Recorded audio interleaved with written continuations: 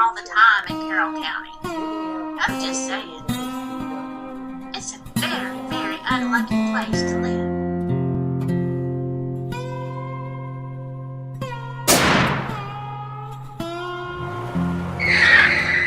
They dropped the charges because it was accidental. You don't accidentally run over somebody and back up and try to do it again.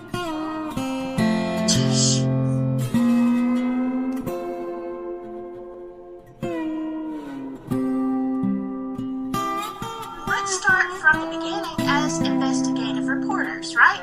So you would ask the questions who, what, where, when, and why. Should be easy, right? Of course it is.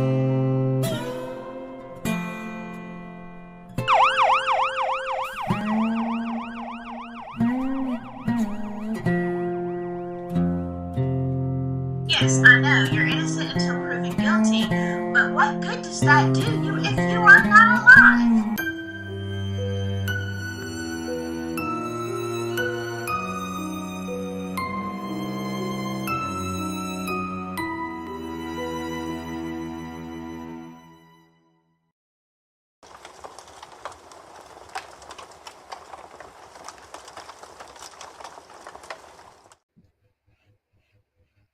Well, hello, my silky friends. How you doing? It's been, a couple of days? Not very long, but it's actually been about a month since I've been doing regular lives. How are you doing? Just Deb, Professor Pug, yeah, the video. The video. Hello, Donnie. Laura Thompson, I know you're in here somewhere. Let me find you. There you are. You want to be a silky now? Yeah, I usually say hello to my silky friends and to my shady enemies. Hello to you too. Okay, let me clear up some confusion. All right, because this is look. Let me just say, I am as confused as anybody else on this sort of. Okay, you saw the live. Okay, this is not the CJ that I normally collab with. Okay, this is case closed CJ. So it's very confusing. A lot of you know him and a lot of you don't, or maybe some of you don't. But I just found his channel a couple of days ago. It just came up on my, suggested, and I'm like, here's somebody talking about Delphi that I have never met. So I watched a couple of his videos, and I like the way he thinks, and I could tell, bless his heart, from because he's new to to Delphi creation, I guess. Let me put it that way. And I could tell from his first video to his last live, I was like, oh yeah, he met the Delphi cesspool. So I was like, look, please come on my show. Please come on my show. Hello, Four Pits. How are you? Hope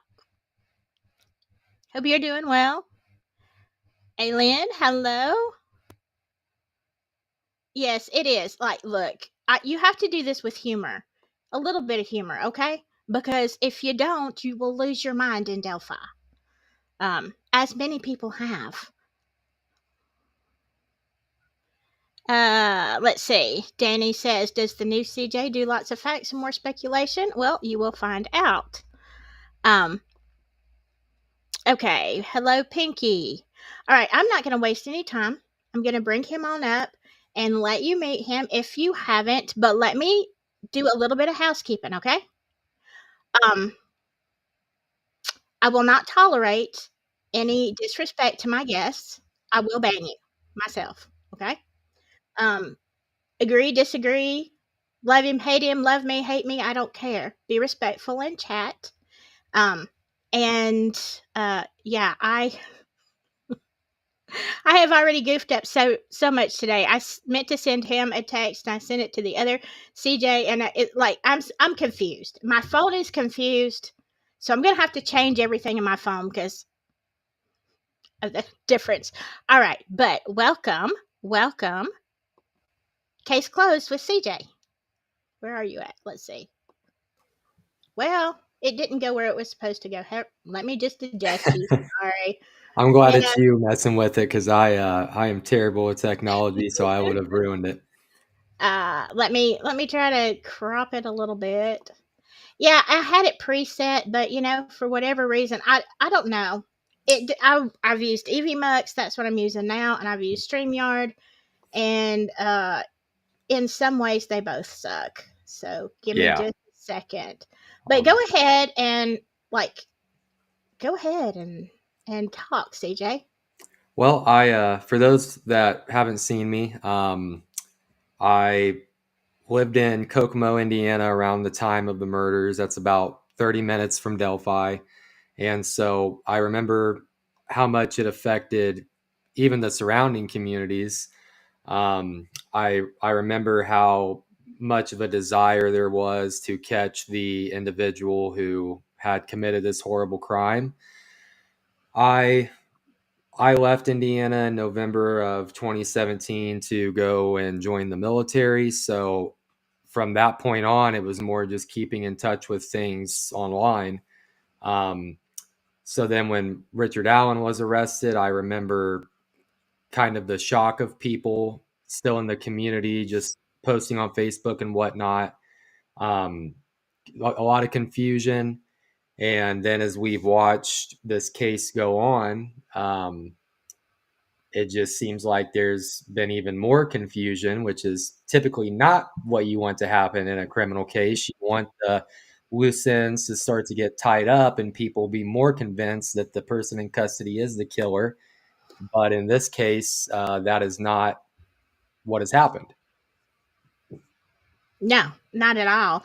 And we had a very long conversation on the phone today, and I you said something that I didn't think about. Um, so if you would tell them what you told me about in the very beginning when Old Bridge Guy photo came out and what happened in the community. So I can remember that on Facebook, there would be, say there was someone pumping gas and they looked like the original sketch, or someone was sitting down getting something to eat at a restaurant, they looked like the original sketch.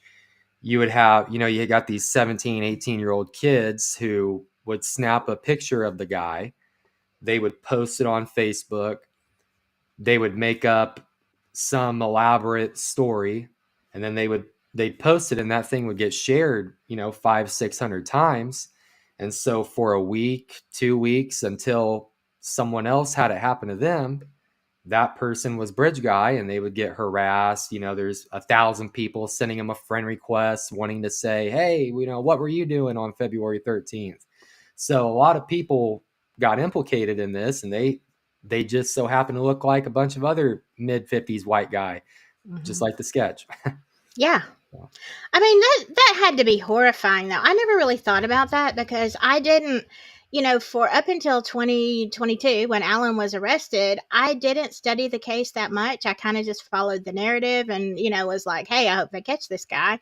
Um so I didn't, you know, realize what an impact it was making. Of course, now everybody, I think everybody in Carroll County, and all the surrounding cities and towns, I think everybody that could be, a suspect has been named by somebody on Yeah, oh, yeah, YouTube. It's terrible. But yeah, so we were talking about when we talked about everything, and I think we have a lot of the same opinions on Delphi. yeah. But uh, we were talking about when I asked you, where do you think we should go with this? You said, I think we should go from the beginning, like where it went wrong. So, where do you think, because you were there, what, where do you think it went wrong? Um, I think that just being in the area, around the area at the time, and then knowing a lot of details that I know now that I didn't know then, I almost think that the cry out for help from the police, from the public, for the public to help, right? Mm-hmm. I think you can start right at the beginning with releasing that sketch that was not necessarily an eyewitness description, but more of an imagining of what certain people thought Bridge Guy may have looked like. Um, it's always good to have help, right? So you get this help from the public, you're getting these tips, but it's not good to have too much help, especially if the help is bad help. Yeah. You're getting 10,000 tips over a month period, and it's people that you're having to devote man hours and resources to go talk to, and they have nothing to do with any of this. Mm-hmm. Um, I think that the Carroll County Sheriff's Department and that unified command got way overwhelmed, and they were not equipped to deal with it. Yeah. Well, I mean, in a town as small as Delphi, I don't think, and I've been quite, what's the word, y'all? Let me try to say it nicely. I've been quite critical sometimes of law enforcement in that area. But with that being said, it is a very small town, and you don't expect, like, you don't have the training that people do in the larger cities, because you generally don't need it. And to have this happen, and then it got all this attention, I can see where that, they only had so many resources, so much manpower that they used anyway. I think, personally, just my opinion, I think they should have called in big resources from the get go and let them stay on the case, which I know they were there in the beginning, but they didn't stay there. And that is, in my opinion, where they screwed up from the get go. Yep. Yep. I agree with you on that. It almost seems like you had these three agencies inside that unified command, and the FBI had their suspect that they believed was the killer. Then you had Indiana State Police, who went about as far down the Keegan Kline rabbit hole as you can possibly go. I think it's clear that as many resources as they devoted to that guy, that they wanted Anthony Shots and that account to be the responsible party. And then you had Carroll County, who never had anybody until one day we hear this name that we've never heard before, and here comes Richard Allen in handcuffs, right? So it seems like there's a lot of infighting there on, hey, we want to be the agency who was right all along. Right. I mean, to me, that's asinine. If you really want to say, solve a case, but Right. there's always egos, there's always, elections and whatnot. Um, but yeah, I think, do you have an opinion on why Robert Ives ditched? I don't. Unless, I mean, it's speculation on my part, of course, but unless he knew that, hey, I don't think Richard Allen is the guy, and he did not want to be a part of this. Um, unless it was that, I cannot imagine why you would ditch when you would have a chance to prosecute such a polarizing, out in the media case. I mean, he could have wrote a book, he could have been on all over TV. Sure. So I can't imagine why he would have ditched unless he knew something we don't know and he didn't want to be a part of it. That's, and of course, like you said, it's speculation, but that is definitely a thought, and it always has been. And I want to tell you that maybe it's been a long time ago, a lot of videos ago. I want to tell you that Joe Lewis did talk about that, and his opinion, based on one of Ives's friends, was that there was something, um, because he was known to be a good guy, I guess, maybe. But what threw me about that whole thing? Okay, Ives ditches, whatever. He doesn't want to take the heat. He doesn't maybe believe on where the investigation is going. But what gets me about this is that they took Nick McClellan. Now, I'm not even speculating on whether his skills are good or not. Just take that out of the picture. Nick was a defense attorney, but they wanted him to be the prosecutor, which is weird because to go from defense to prosecutor, and that it was like a big thing, like the council wanted him, they were bound and determined, even though they knew that Nick had been, defending all these people. He knew everybody, he knew the criminal history, he knew the families, he knew the stuff, he knew the dirt. Right. And then because of his prior affiliation, there were going to be a lot of cases that he would not be able to prosecute because he had a relationship with the defendants. And so it was going to cost Carroll County way more money to have Nick McClellan than somebody else. And Right. to me, does that strike you weird like it does me? That is weird. There's a lot of weird things here where with what looks like corruption, but it just kind of looks like a classic who do you know, who are you related to type of deal, and it doesn't matter what it's going to cost the county at that point. We're going to put him in the position because he kind of was born with a silver spoon in his mouth a little bit, and then there you Yeah. go. I wonder if it was just that, or yeah, I don't know. I just thought that is very strange. It is a very strange thing. Um, Yep. and let me just tell you, it reminded me, you standing up, it reminded me of some of the videos of yours I watched today. The one about your tattoos and how people have Yeah, it's misconstrued those. Like, why? Why are they hating on you, CJ? Why?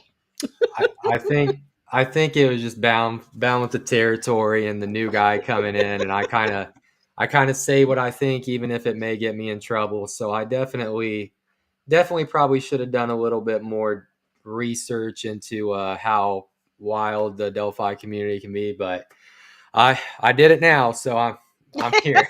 There you are. I think it's called hazing. Yep, Um, yep, And I'm gonna tell you something. The only thing that saved my butt from the hazing in the beginning was I didn't do lives. I just did videos, and I said whatever the heck I felt like saying. And I got some negative comments, but I'm like, you know what? I don't care anyway. right. So your opinion of me does not change my opinion of me. And then by the time I actually went live, I think I was no longer the brand new person on the block. So it worked out a little bit better. Um, let's see, what is Danny saying? Then ISP dropped the biggest ball by not going to get the phone that possessed the video of a young female. Yeah, this is a sworn statement in court. Yeah, that came out in that last hearing. What do you think about that? Are you read, or have you read? I assume you have the notes from the last hearing where they're talking about Alicia and the phone that she had of Johnny Messers that had the video of, like what they said in there, kind of a sacrifice, and there was one of a kidnapping and nobody would come and get it. Did you see that? Yes, I did see that. Um, it's just another one of those things where you ask yourself, and it's one of these things where it's like, okay, it's not a surface level mistake, right? It's like literally all you had to do was go pick it up, or all you had to do was interview this person again, something of that nature, and they didn't do it. So at that point, it's like, okay, this isn't a surface level mistake. It's a conscious decision of not doing something, and then you have to ask the question why. Right, right. um I actually pulled up an old video that I wanted to watch because I think it's like 6 minutes long, but I'll probably start it. That original interview from Robert Ives, because we're talking about in the beginning. How did we get to this big ball of mess? And so when I'm looking at this, of course, the first thing I pulled up, because we talked about um, some of the search videos, the news things that night, uh, okay, let me ask you this, because I know it's old news, but it's like recirculating. You'll see that with Delphi. There's old news, things that get everybody's panties in a wad, and Right. then it dies down, and then months later somebody brings it up again, and everybody's all in arms. Okay, and I've seen this circulating in several places about the texts between Eric Williams and I can't remember, but there were several that talk about that area having been searched the night before. Supposedly the girls were already unalive in there. um, and I've looked at, I think I've watched every interview that Eric Williams has done, and I even did a video on his leaked text and stuff. So, how do you weigh in on that one? You know, I have not understood how the girls could have been there at the time that we're being told by the state that they were there. And Hmm. you have this group of searchers go out and they comb through that area. Um, I don't know the exact number of searchers, but I'm sure it was probably somewhere in the hundreds, maybe Oh maybe yeah, close to 500. So, um, when you have a child with no clothes on, um, in the position that we know Libby was in, and then you have Abby with, she had clothes on, a black hoodie, so maybe that would blend in more. But if you're walking through that area and you have a floodlight out in front of you, I don't know how you would not see those girls if they were there and people walk through that area. Um, I've walked through the woods in Indiana at night because I love to go nighttime fishing. And I didn't even have a floodlight. I just had a propane lantern. And I can tell you that if I was walking through an area and up in front of me there were two bodies on the ground, one of which having no clothes on, so you would see it more, right. I would have seen that with a propane lantern, and a propane lantern gives off nowhere the amount of light as a floodlight, and that's what they had out there. So I do not believe that the girls were there per the timeline the state has put out. I think they were put there after the fact. Yeah, me too. And I mean, like I said, I started on the narrative, and quickly there were big red flags in the very my first couple of weeks of looking into Delphi. I'm like, wait a second, this doesn't make sense. Who like are you freaking kidding me? That was my response. And so, you can see a big change in my videos. I left them all up there, even the ones I kind of like. I wish I hadn't said that. But that's the thing. I think it was Ron Logan that said the whole place was lit up like a football field. You exactly what you said. You're not gonna not see them. Right. Um, and so that was always a question. Of course, to me, that it happened in the middle of the day, and that's why I wanted to play when we get to it. I'm going to play that original video of Robert Ives, because the things he says in there, sometimes it's a little contradictory, but it kind of paints the picture of what that area was like at that time.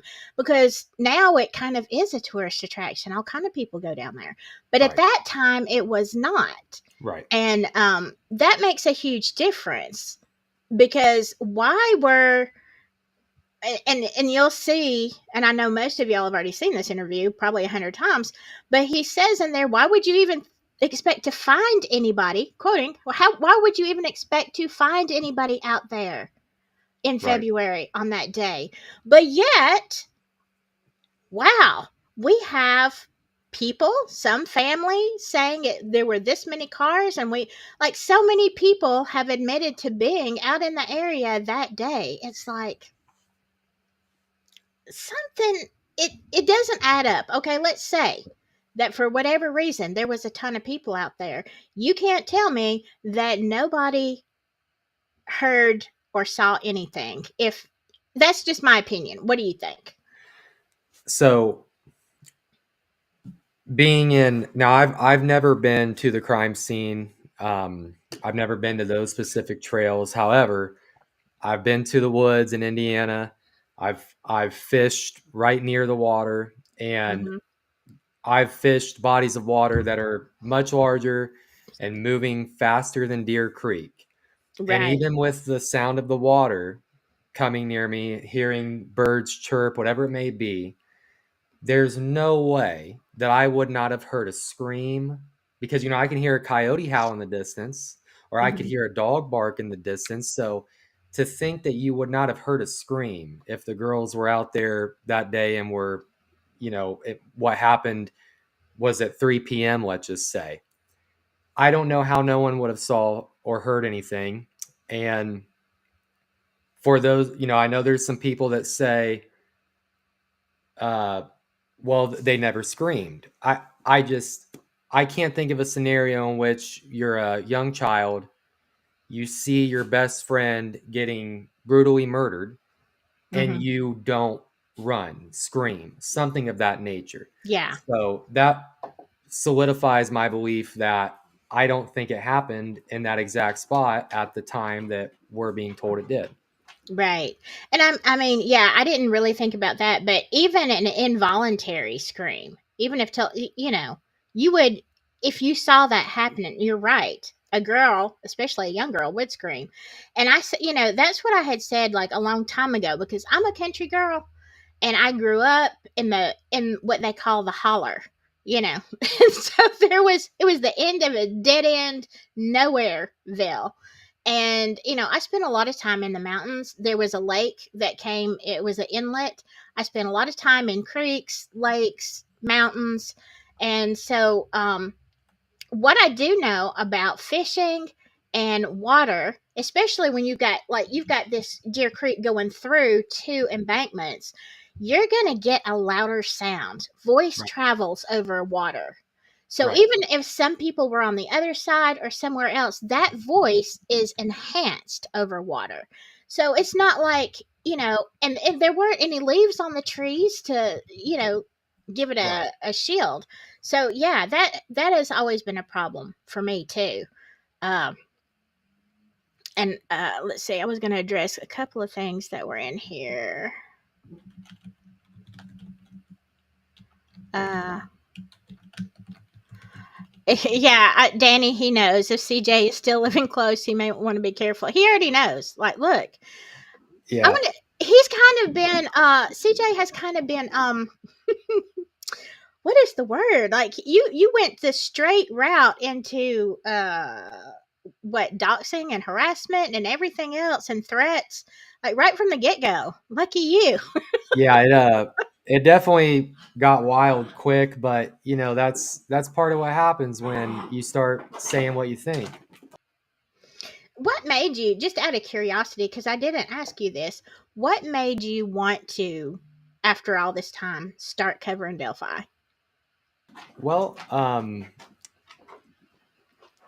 think just being in the area and knowing the details of the case, being there at the time. Let me get my dogs real quick. I Oh, got that's how fine. many dogs to fight.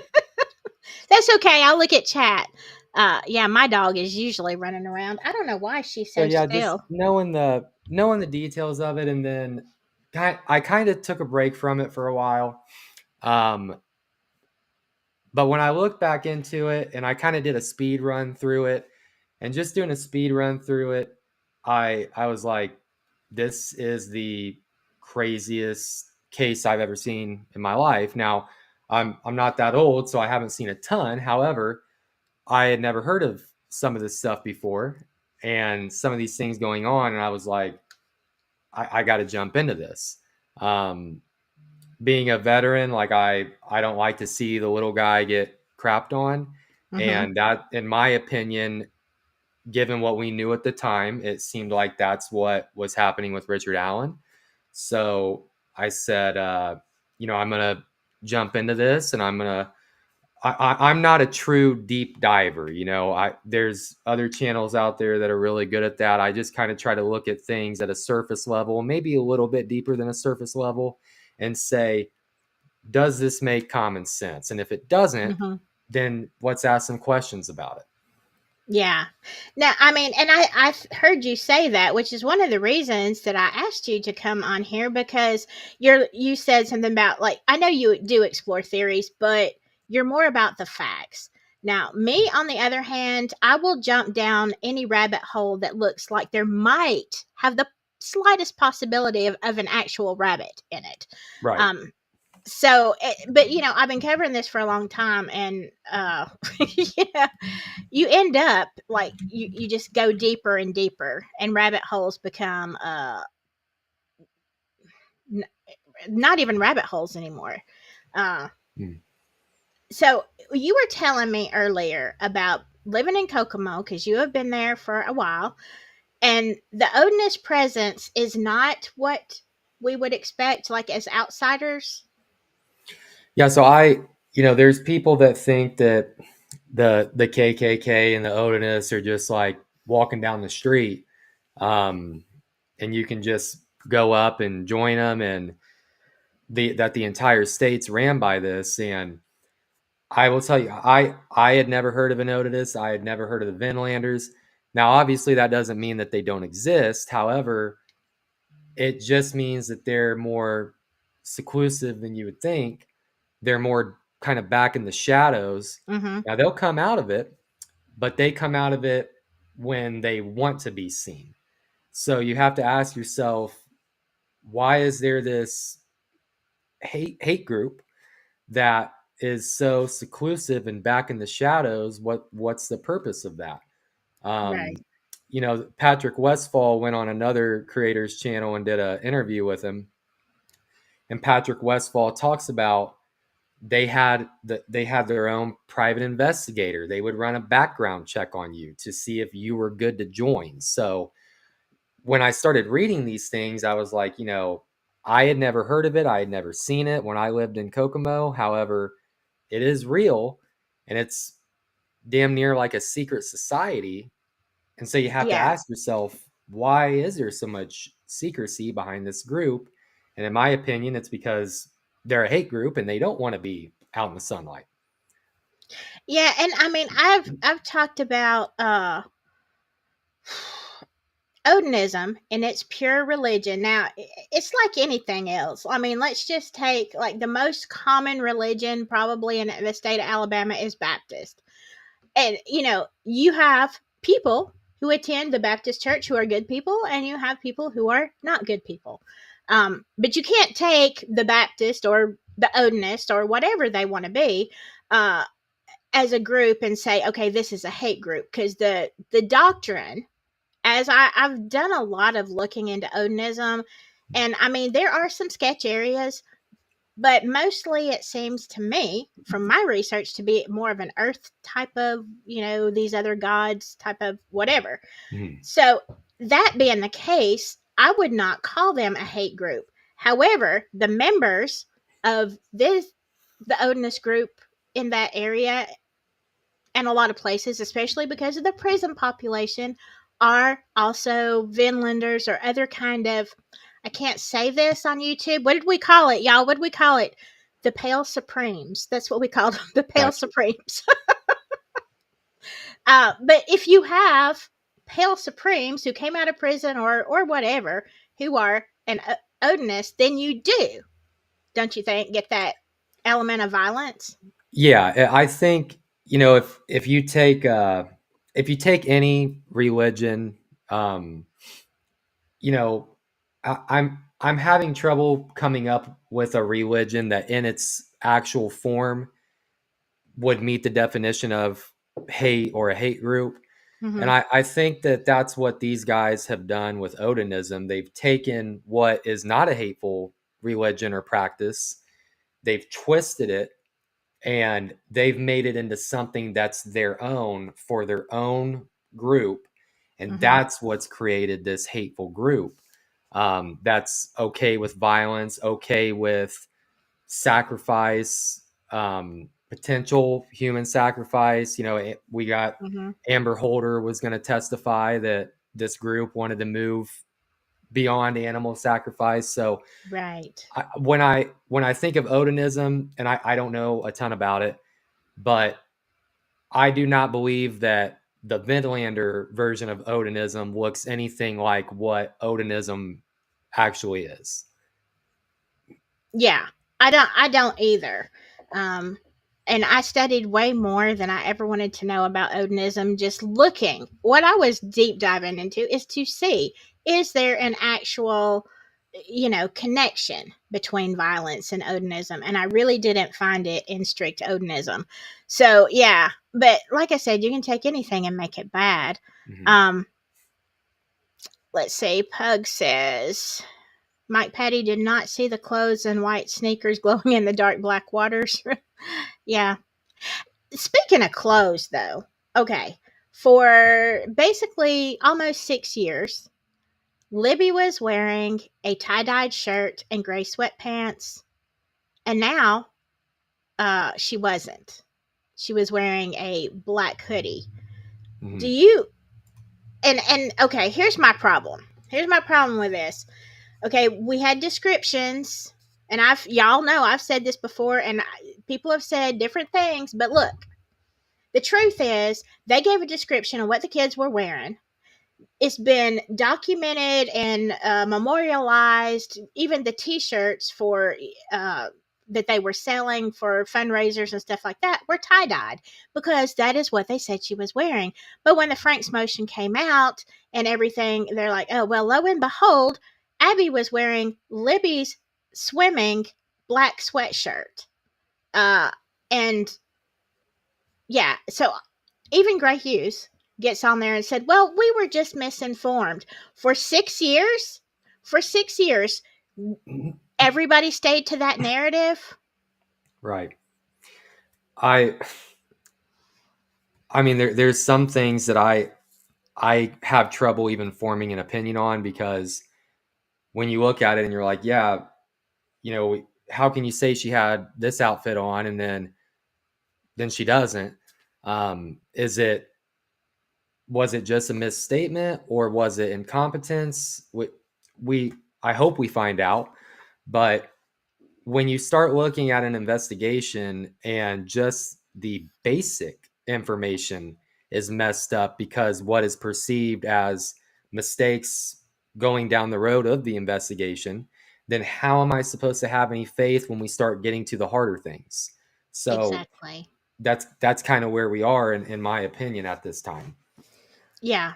And I mean, I'd like somebody to explain that to me because, like, I understand. Look, especially if my daughter went missing, I would be hard pressed to say what she was wearing because I don't even pay attention. And it would be fine to say, well, she might have been wearing a white shirt. I'm not really sure, you Right. know? And girls change clothes very often anyway. So nobody's faulting the original statement. It's just like you've had 6 years. So if you realize during that time, oh, well, here is that shirt I thought she was wearing, so I guess she wasn't wearing that. Right. Or and all of the investigators, like everybody has stayed with this story. So to me, lie to me once, you're always a liar. You know what I'm saying? Right. That's just Right. me. Some Right. people get over it. I don't. Um, Right. lie to me one time. Just do it once. Yep. And so there was another question I was going to ask you about your area. Let's see. We did the Odinism.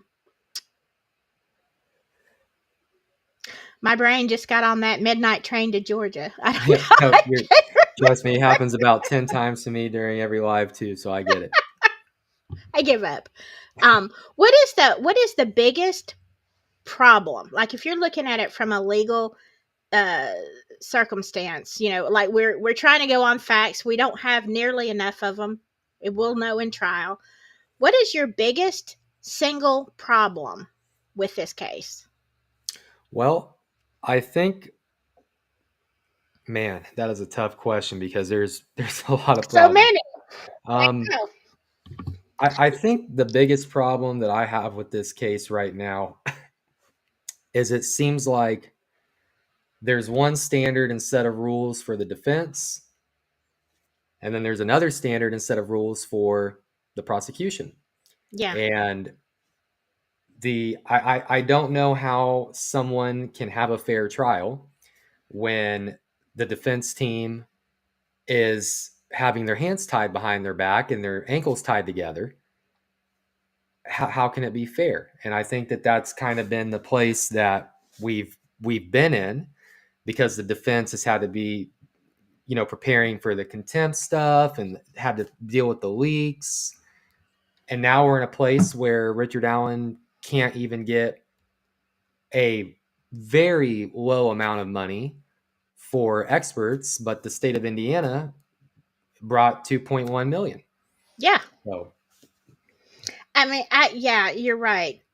And even, okay, I know, and we all know, traditionally the judge is going to lean more towards the prosecution side. It is what it is, okay? They work together, blah blah blah. However, when you're talking about a fair trial, um you can't be, in my opinion, I agree. I think they're very biased. It's pretty much like the prosecution can do whatever they want, and the defense is scrutinized for everything. So yeah. Forpit says we had a 2 a.m. scream. Yes, we did, didn't we? What do you think about that, CJ? I think it's possible. I think it's one of those things that we may never know. Um, I would love to be able to talk to the person who made that Facebook post that they heard the 2 a.m. scream. Um, but if we truly did have a 2 a.m. scream, and I think that Facebook post also says that they called the cops, and they got told, sorry, we're busy. Yeah. If that is in fact true, and that individual would attest to that, that just adds another problem to this mountain of problems that we have in this case. Yeah, absolutely. um I know that was one of the things. There are so many things that I don't know for sure. And did they find this person? Is the defense going to bring it up? um I don't know. Danny says, Silky, as a Hoosier, I can tell you for sure that not a single tree had a leaf on it. You would have been able to see them from across the river. That's what I've always thought, especially if you're shining a light, And they said it kind of went in a little bowl, where the bodies were, Yeah. but still. Yeah. Where the bodies were found, I mean, to me, I agree. It's like a little bowl. I mean, it's wide open right there, right? Mm-hmm. Um, so yeah, how you wouldn't have seen them. And there's a Barbara McDonald documentary that it was on HLN, but man, I'm trying to think his name. Kim Riley is he said that there was a lot of DNA because you had people urinating and spitting that were part of the search. Mm-hmm. So they'd walk for an hour, maybe you have to pee, and you lean over and pee. So given the fact that they found the urine and spit, um, you would have to think that it would be somewhat near the crime scene. So how close to the bodies was the urine that they found? Because if Good I'm point. if I'm a guy and I'm out there urinating and I'm leaning up against a tree, but it's nighttime, I'm on a search for two missing girls. At that point, in my mind, I would start to be thinking something's wrong here, right? This is not simply they wandered off. Mm-hmm. There might be someone out here. I'm going to be looking around as I'm peeing against the tree. You know what I mean? Yeah, sure. So if you're Not 30 that I've feet ever peed away, against a tree before. Just yeah, let me clarify that. right, right. Okay. But I mean, if you're 30 feet away from the bodies, that's where they find the urine. You're Hmm. telling me you didn't see them? That doesn't make common sense. Yeah, it doesn't. Samantha Springman says Canine Officer Grimm was there. His Facebook page was talking about him being there. Look up who Officer Grimm's handler is. I did know they had a dog, but I thought the dog was deceased at this time. So if anybody can tell me, do you know? I don't know about that. The only thing with the dogs that I've ever really kind of dived into was I thought it was interesting that there were no police dogs there out there looking, and given that there's a city nearby, Delphi, Lafayette, which is a decent sized city. You've got Kokomo, which is a decent sized city. I would be shocked that they didn't have at least one dog available, but yet this call gets put into an entirely different state for dogs, and then they get called off. I've Yeah, I've always thought that was interesting. it's asinine. It just is. And I mean, I've heard law enforcement say that was probably their biggest mistake. I don't think it was their biggest, but it was definitely, quite gargantuan. Uh, because, in my opinion, if they had the dogs there that day when they found the bodies, they would have been able to smell a trail, would they not? Where's it leading to? At least they would have known where the perpetrator potentially went to, Yeah, or which direction the girls came from. You you would know? think so. You would absolutely think so. Yeah.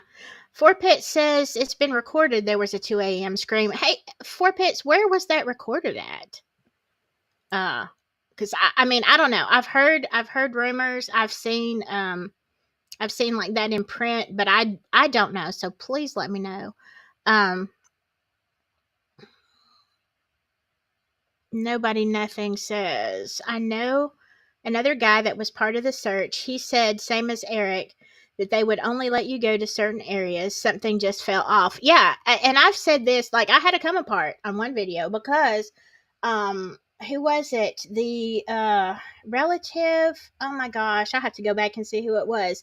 Anyway, Capitano is the one that told him you can't go. Was it was it Brad German that was trying to get somebody was trying to cross the bridge, and I'm like, let me tell you something. You would have to shoot me if it was my daughter.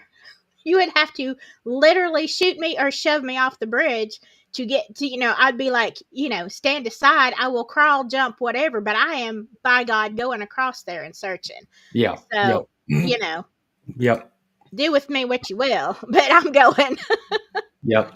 Uh, let's see. Um, Honestly, based on everything that we talked about today and all of the ifs, ands, and whatevers of this case, what do you think is going to happen in trial? Well, I had an idea, but it changes almost day to day for me because I have this one thought that the state has no case. Um, so this is going to be an easy acquittal. But then I also think, you know, the state has unlimited resources. And Richard Allen, I don't know what the fundraiser is at now, but it hasn't met its goal for the 45,000. And they're going to come with an army. They're going to have the best experts. They're going to have they're the witnesses, that they want to have and have them coach because they have the time to take and with each witness, right? Right. So is it going to be a David against Goliath situation, but maybe David doesn't have his slingshot this time? I see things like that happening, but I also see, hey, if the evidence isn't there, it isn't there. So I honest to God I don't know. I think it's anybody's guess. Um, yeah. And we talked about this a little bit today, and it's something I think we both speculated about. the whole Odinist angle.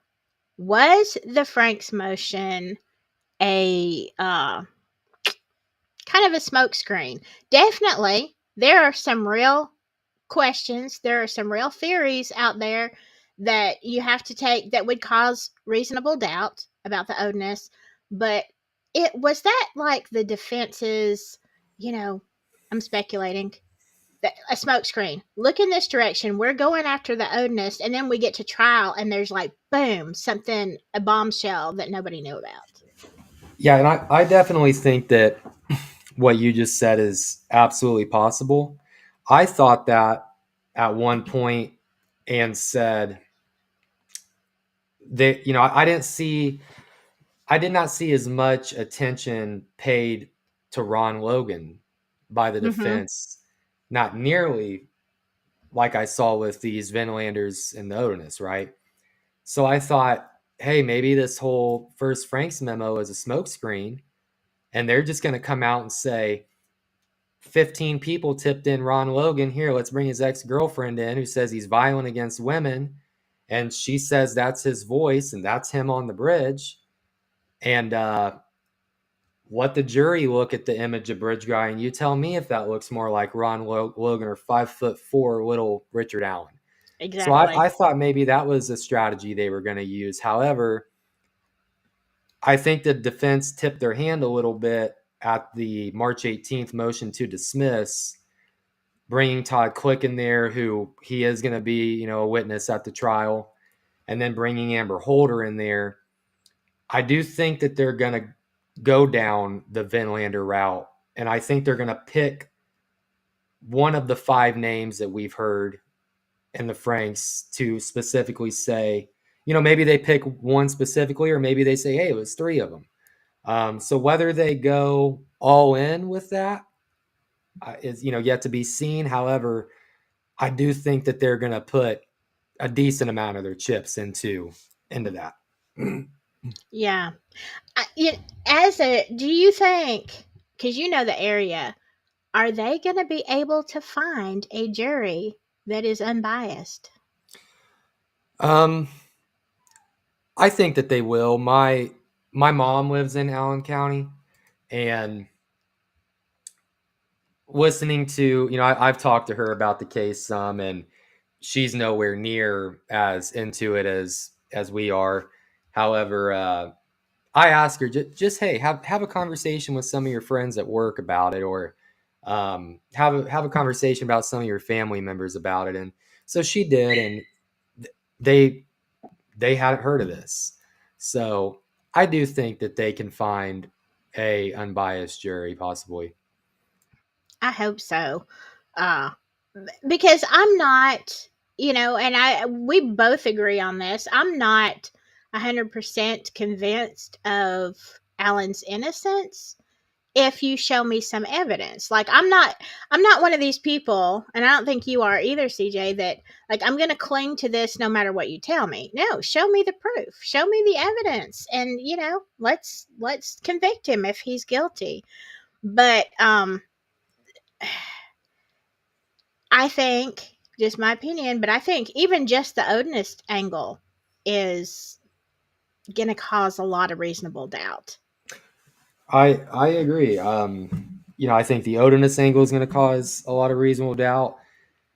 I think the fact that there's nothing in Richard Allen's past to profile him as a killer of two little girls, the fact that he's happily married, Mm-hmm. you don't hear a whole lot of bad things said about the. I mean, the worst thing we've heard about him was that he farted at CVS and didn't apologize. So you don't have to have motive, but Oh, it is nice to have it. fry him for Right, that. right. So not requiring motive, but it sure is nice to have it. So we know of no motive, and then the guy just simply doesn't fit the profile. So in situations like that, the evidence is going to have to be pretty strong to convict. And at this point, I don't think they have it. However, that doesn't mean that I could not be proven wrong at the trial. Yeah. Samantha also brought this up. Now, I've not heard this. Samantha is, by the way, a great, great researcher. My goodness. And don't forget the Canine Training Academy at Grissom Air Base, not 30 minutes drive away. That is correct. That is Yep. correct. Oh, Yep. wow. I've never actually heard anybody talk about that. So why wouldn't they bring the canines out immediately from there? No, that's what I'm saying. I don't know. So Grissom Air Force Base is about it's a reserve base, so it's not active duty, but it's about a 15-minute drive north out of Kokomo. And even the military will do a thing called it's called a DISCA. It's Defense Support to Civil Authorities. And I've seen this in my capacity before. If a police agency needs assistance, right? So Hmm. say, for example, where I'm at, the city may have had a bomb threat, right?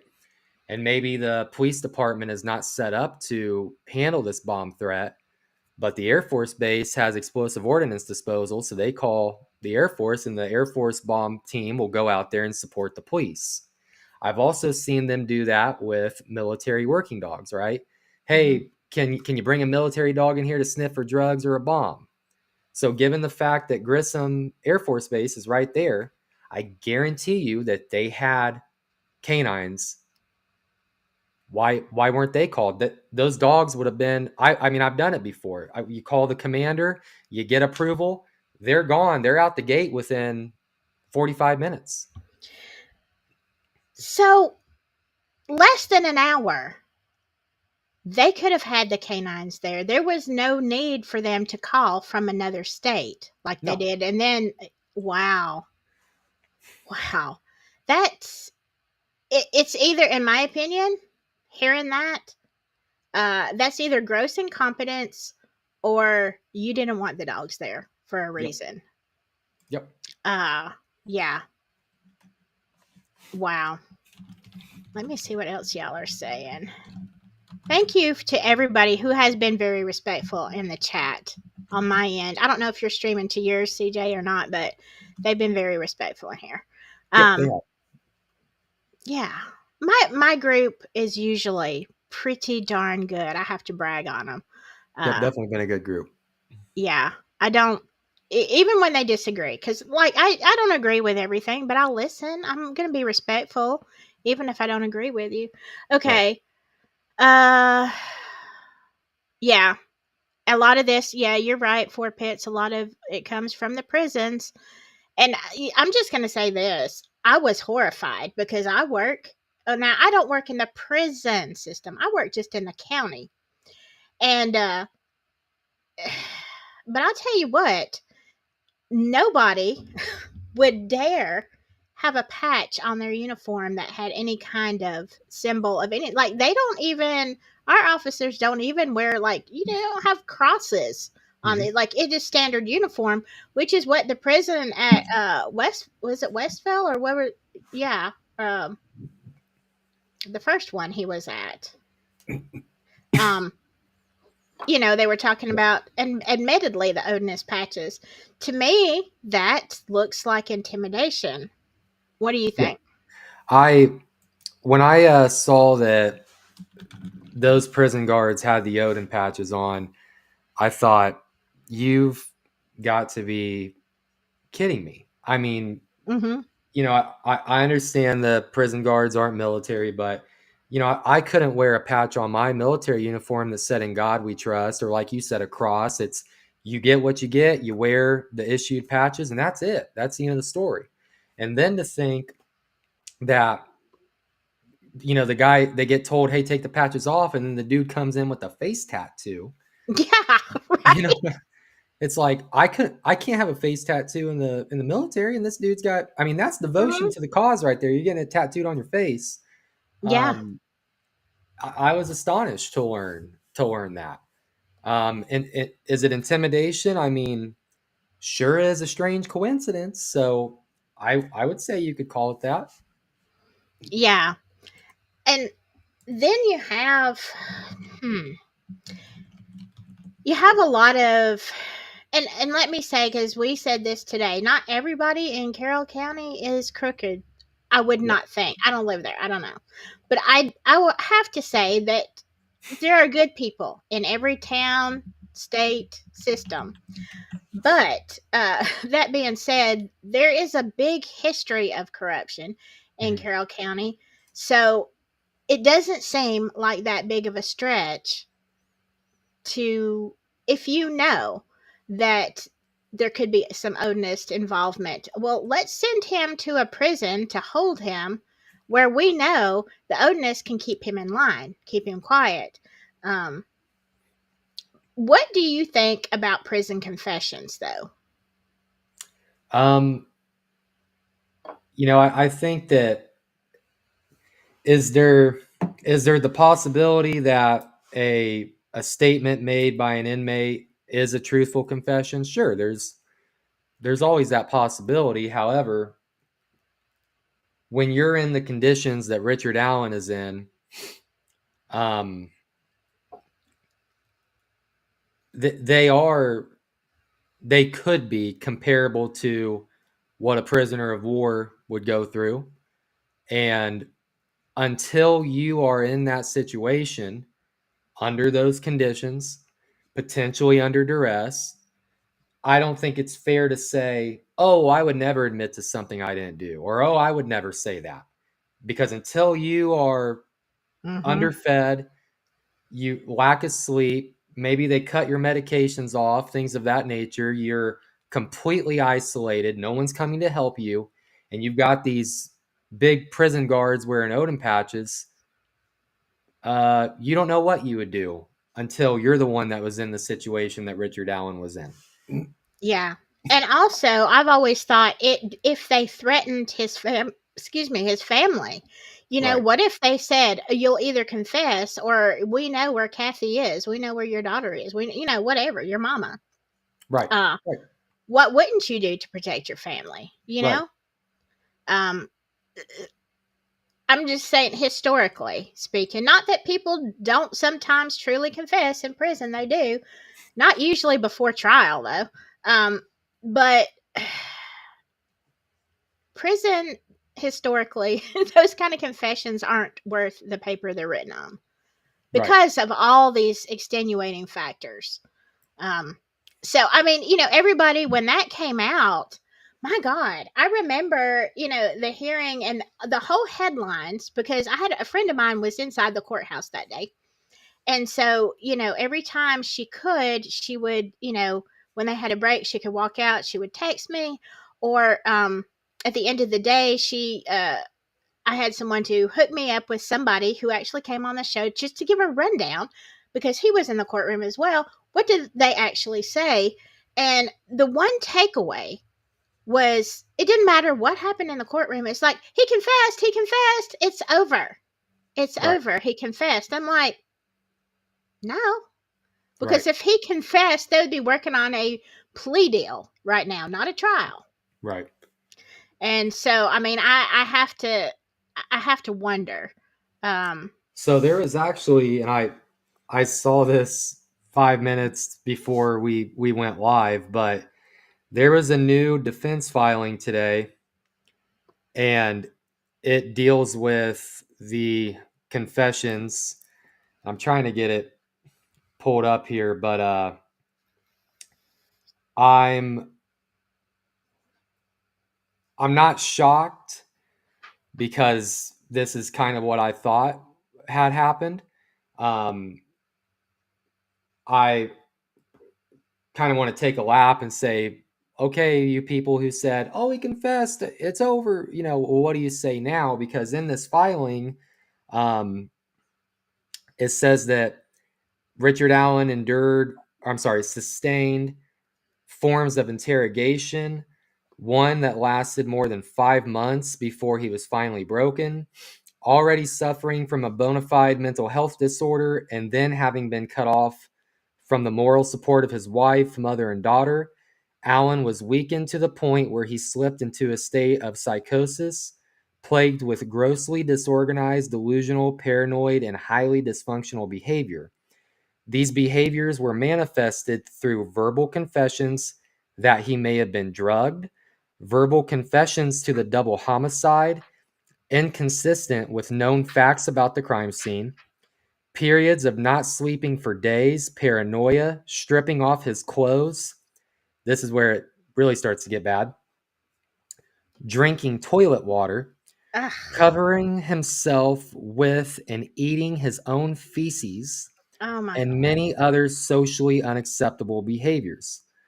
On one occasion, Allen confessed to molesting those two young girls and shooting them in the back. So there's his confession that they've got recorded. We know that didn't happen. Right. Wow. Um, it also says, notwithstanding the lower standard for showing involuntariness set by the Indiana Constitution, it is indisputable that Allen's detention circumstances were manufactured by the Carroll County Sheriff purposefully and without the existence of any sense of due process, as the court signed the safekeeping order without requiring the state to establish the burden of proof required by the statute. So I think that's getting into his transfer to that prison. And then it goes on to say, all of this occurred while Allen's medications were being adjusted by the prison medical team, the combination of which factors reduced him to nothing more than a human experiment. Allen's free will was overcome. So I haven't read the entire thing yet. Those are the hard hitting pieces of it. But, you know, if you look at Richard Allen, that one photo of him in the red and he's sitting like this in the chair, or if you watch him walk into some of those hearings, the man looks terminally ill. Yeah. Well, now we know he was eating his own feces, so it makes sense why he looked that way.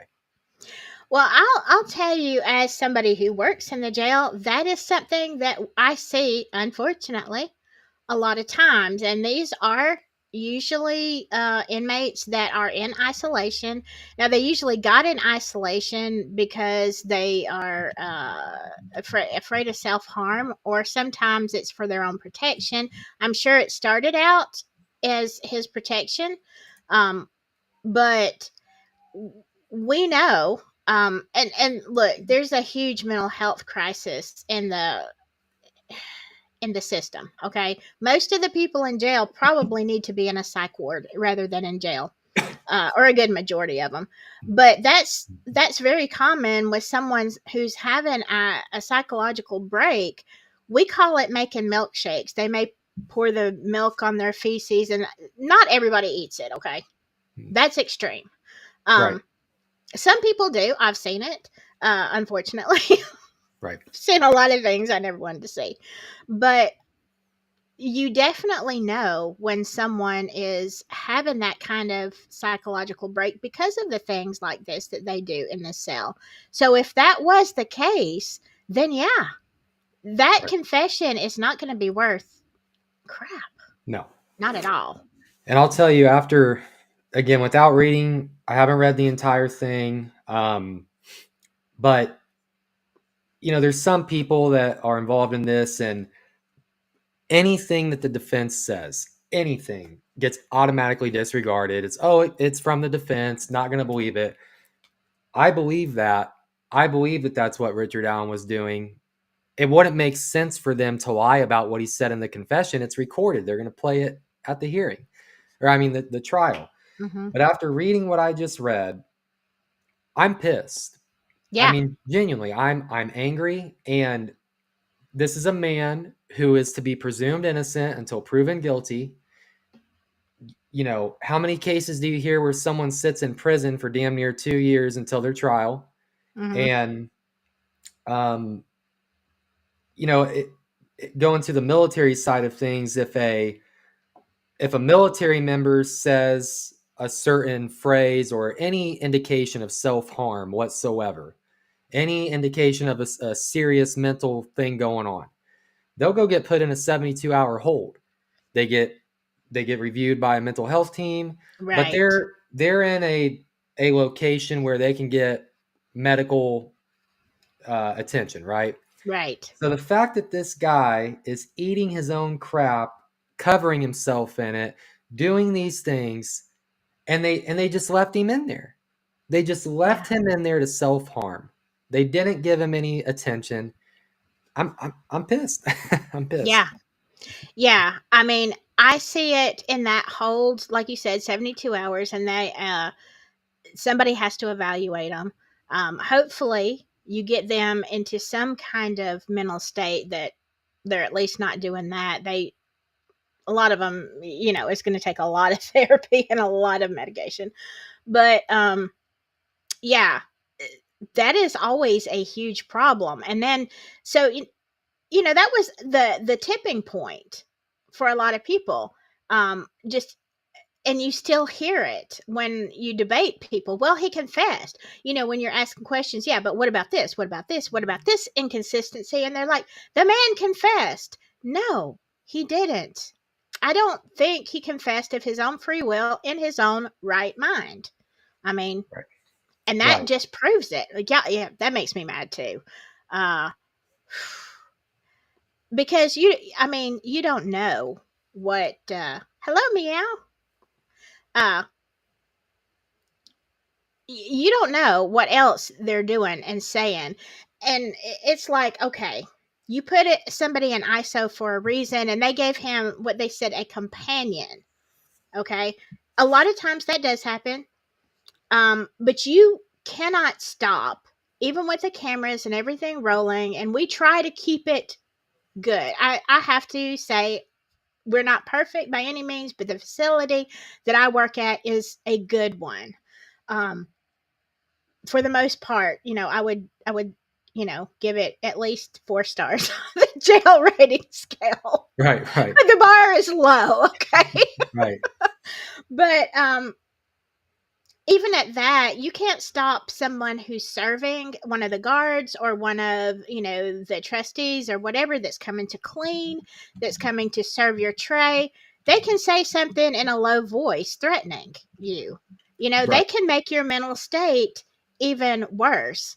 I don't understand either how they are getting away with not,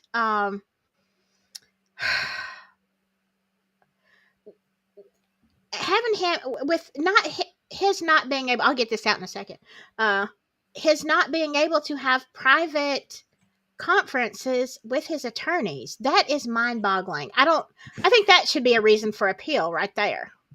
Oh yeah. There's several reasons that, in my opinion, if Richard Allen is convicted, we're going to do this trial over again. Um, Yes. and I like to try to read between the lines on some things, and you have to ask yourself, if the state has all this evidence, right? If this is such a damning case against Richard Allen, why are they doing these tricks of, here, let me eavesdrop on your conversation with your attorney? And then, even with these confessions, you see how much importance that Nick McClelland has placed on these confessions, right? He put, I think, what, 4 requests in for the mental health records. Hmm. And so that was going to be a big piece of evidence used at the trial. And then we get told that the confession was, I molested those girls and shot them in the back. And Nick McClelland obviously would have known that. So if that's your smoking gun, what are we doing here? That's a water pistol. That ain't no Yeah, smoking gun. right, right. I'm like, really? I would be mortified. Oh If yeah, that is it, I would be mortified if I said, "Oh yeah, that's a true confession." What? right. What? Oh my god. Yeah, I am, for pets. I'm sorry that happened to your brother. I really am. Yeah, it depends on where you are. You can be treated decently or not, but I definitely think in this case there's more than ample evidence, in my opinion, to say that he has been mistreated. Yep, Um, and I didn't start out that way because, I work at a jail, and, stupidly, I guess, naively, I assumed that most places work the same. And So I did a couple of videos actually that said, okay, yeah, the size of the cell and this is normal. This is normal for his protection. But as it went on, I'm like, holy smokes, this is not normal. Right. Um, uh, yeah, and I say that. Look, I did some research. Alabama is one of the worst places, one of the highest death rates in the country for inmates. So, yeah, when I say I work in a good place, I do. Right. But what do you have any opinion on the what you think is going to be the most damning evidence against Richard Allen? You know, I right now with the small amount we have, um, it's honestly I have to kind of create it. You know what I mean? I'm trying to pick out of such low level things, but if I had to pick one, um, man, it's gonna be between the fact that he put himself there allegedly, and Dan Doolin Right. is not the most. I wouldn't trust Dan Doolin any farther than I could throw him. I've If you heard look at that. if you look at some of the other cases he's been involved in, Mhm. I don't think he has any business putting a badge on and a gun on his side. I agree. Um, it's going to be between them saying, well, he put himself here and he told us he wore what bridge guy had on, or it's going to be that unspent round. However, I think that with even a decent expert, I think that the defense is going to be able to say, this is subjective. It's not ballistics, it's tool mark identification markings. And with it being subjective, are you willing to send a man away for the rest of his life if that's their their smoking gun? You Yeah. know? And like we talked about earlier today, I want to see that chain of custody. Mhm. I want to see where and when, exactly what day they found that bullet. And because our understanding, or at least mine, is that they did the crime scene, and they said, okay, we're done. Then a couple of days later, they sealed it off again and said, oh yeah, we're not done. So during those couple of days, you Right. know, what Now I happened? know I know that Barbara McDonald went on court TV and made that claim that they found it days later. Um, I I don't know one way or another when they found it. Um, I would be I'm of the belief that they did find it that day.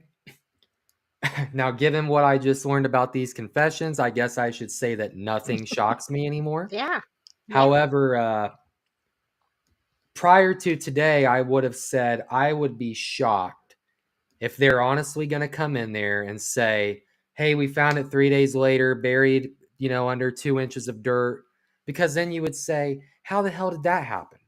What two right. 2 inches of dirt fell from the sky in 3 days and covered the bullet?" Exactly. Because if you were the killer, why would you have pressed that round in the ground? You know what I mean? It Right. doesn't make sense. It just doesn't make sense. Right. Even if it just if you're not discharging the gun and when that round pops out, if you are the perpetrator, you're looking around for that bullet, you know? And yeah, how does it get pressed down? Very good. Very good, thought, because I don't see it happening either. And, not to say, oh my God, I, I love law enforcement, okay? Mhm. I've got t shirts that say back the blue. I work with law enforcement. I do really appreciate and love these people.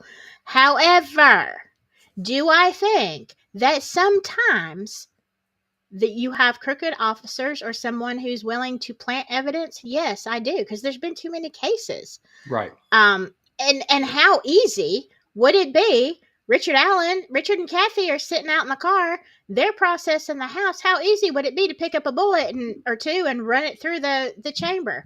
Right, right. And I don't hate the police by any means. I don't think that all Wait. cops are bad. Human, it's not the uniform, it's not the badge. It's if you give an evil person or a dishonest person power, they could abuse that power. So, Mm-hmm. given that, is it possible that they planted evidence? It's certainly possible. It's definitely within the realm of possibility. And you just talk to people about an unspent round. You've got people that say, what the hell even is that? You know what I mean? And when I've got to do hours of research to try to understand something, and that's, as of now, your damning evidence, that's probably not great for your case. Yeah. And okay, the first thing that made me, when I was researching this case, the first thing that made me go, say what? Um, was the timing. What do you think about the timing of the election of Tony Liggett and the arrest of Richard Allen? I think that it is more than concerning. I think it's more than Yes. concerning. Um, I know that Doug Carter likes to get on TV and kind of have these, to me, these theatrics. But when he made this comment and he said, a lot of people think this case has gone cold. It hasn't gone cold. Hmm. That's not true. That case went cold. That case went cold. Yeah, And it then you're did. telling me, out of nowhere, Richard Allen's face was never on the news of, oh, we're looking into this guy. No, it was just, boom, there's an arrest. It's Richard Allen. No questions. We're not going to, the PCA is sealed. But keep calling your tips in though, right? So it's like, what? Yeah, It just doesn't make sense. right. Everybody's everybody's loving your little puppies. They're, usually they stay off camera, but I guess they wanted to get some attention tonight. They are super cute. Yeah. Super cute. Yeah. So sorry, I get distracted for a second. Uh yeah, the chat does detour for cute fur babies. Absolutely. I used to have my camera set where you could see my background. My bed was in the back, Mm. and my cat used to jump on the table and the bed and all over the place, and it'd be like I would look at chat and they're all like talking about my cat. I'm Yeah. like, well, Right. okay, let's get back to the subject. Right. Right. Ah, oh my god. You know what I really don't want to see happen is I don't want to be talking about this case in 10 years. I don't Right. want it to turn into Stephen Avery all over again. Uh I don't I want this case resolved. I Right. really do. And some people have, been doing this for like the whole 6.5, 7 years. You know, Yep. Yeah. I don't want to be that person. Yeah. Yeah. Right. I've thought about, like, you know, what is the Delphi community going to look like in the next 4 months? Is it Hmm. going to be, there, even if Richard Allen gets convicted, there's still going to be, I'm sure, creators who are like, this is, well, then we're going to go through the appeal, right? Hmm. So, it's still going to get talked about, but if he is acquitted, everybody's going to go back to square one. And it's, okay, who did this? Now, the only problem with that is, given where we are now and given the missteps that is not speculation, missteps we know, right? Oh, hey, the Right. DVR got unplugged for 70 days. How'd that happen? Or, Jeez. we Yeah. lost this interview, we lost that interview. Um, so given that fact, I mean, you can't get that stuff back. That's over. So if it's not Richard Allen, do I have a shred of confidence that it will ever convict anybody because they're truly the killer? I don't. And I would not put Yeah. it past the fact that, what, let's say Richard Allen's not the guy, right? And Hmm. let's say he got railroaded. they're going to be extremely embarrassed in the state of Indiana, and especially in Carroll County, right? Oh yeah. So who's to say that they won't just double their efforts to go do this to someone else and say, hey, we messed up, but I promise this is him. This is him this time. Yeah. Who's to Jeez, I say they didn't even won't do think about that. Jeez. that? Yep. It's Wow. scary. It is scary. One of the biggest thing I had forgotten this. I guess that's when my brain left for a second. One of the biggest inconsistencies in this case that I have a problem with is that the FBI said originally, and it may have been when they were saying basically Ron Logan did it, there was a large amount of the red stuff at the crime scene. But now they're saying there was none. Right. So how I don't know how to reconcile this. I mean, we're talking about FBI. Either they saw it or they didn't. Right. Yeah, I don't know. I mean, there's so many things that, it's like, hey, you got told this, and then, oh no, now it's not true. And Right. if you, for anybody who has looked at the crime scene photos, you know, I've never encouraged it. But if there's people out there that have looked at them, that's your prerogative. I have looked at them. I wanted to see the sticks because I've heard so many people say, "Oh, they just fell," or "they were random." Mm-hmm. So I was hoping I could see them without the bodies. I just wanted to see the sticks, but I did look at them, and I will tell you, there's the red stuff. I didn't see it. I didn't Mm-hmm. see any on the ground Mm-hmm. at the where the bodies were, right? Right. And then with those sticks as well, though they were not random. They were not No. random. Mm-mm. But being told there was a large amount of blood, well, it wasn't where the girls were because I saw the ground. There wasn't. It wasn't there. Yeah.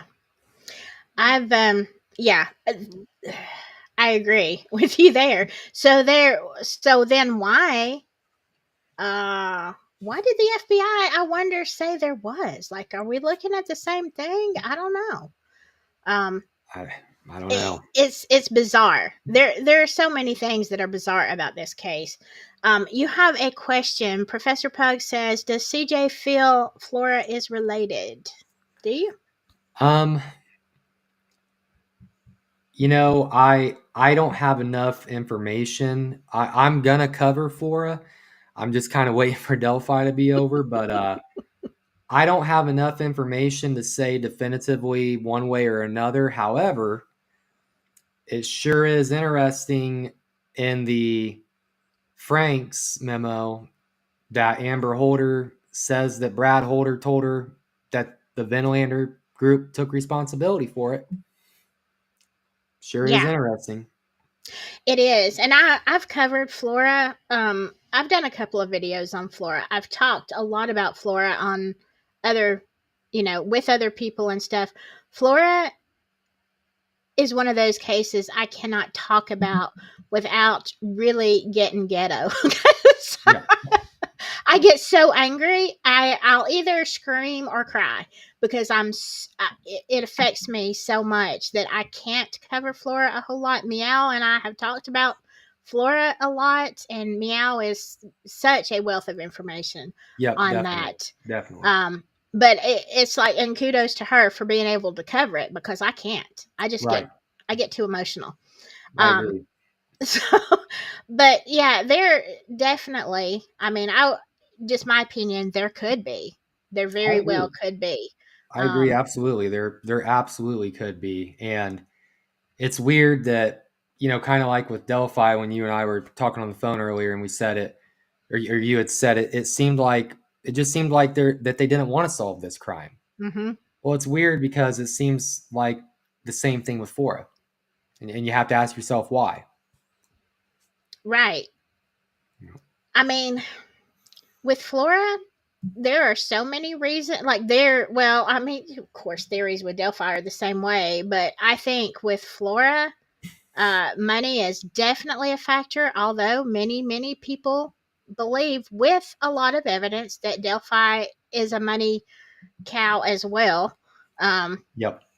so many, yeah, and so many things, so many things about that. But yeah, Flora. That is, and just while you're at it, if you think Flora is bad, and it is, it's the worst. But then I started studying fires in Indiana, in those areas, in Carroll County and the surrounding counties. Man, like it just seems like you could spontaneously combust at any given time. Yeah, It's bizarre. it's very it's when you start looking at the trail of bodies following Delphi and Flora, um, you know, your house doesn't just randomly go up in the middle of the night unless there's faulty wiring or I don't know. I mean, there's situations in which it could, but it's got to meet those situations. And if it doesn't, Right. somebody did it. Somebody's responsible. Where are they at?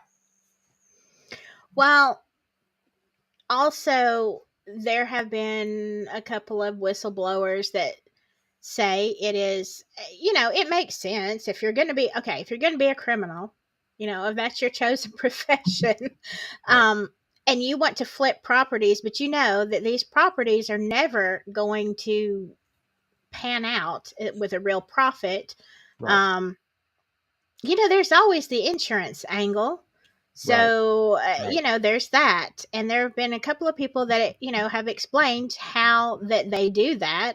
Um, and I think, I mean, I think it's possible. I think there was more than, just my opinion from studying flora. I feel like there was more than one cause. I feel like there were two causes to that fire. And Yep. then, you go down the rabbit hole on that one too. Right. Right. Um, I don't, I was watching how people are talking about. I think it might have been you, CJ, that was saying that some people are afraid to even go to the courthouse because they've been threatened, Hmm. with violence just for attending the trial. Yeah. That's crazy. Yeah. That's the sad part of the Delphi community. You obviously this is a polarizing case. It's divisive. I understand that, and people may take shots at one another. I've got thick skin, so whatever you're gonna say about me, we talked about somebody who did something before we came on. Yeah. However, you know, I can laugh about some of these things, but when you start threatening physical violence, you start putting people's safety in danger.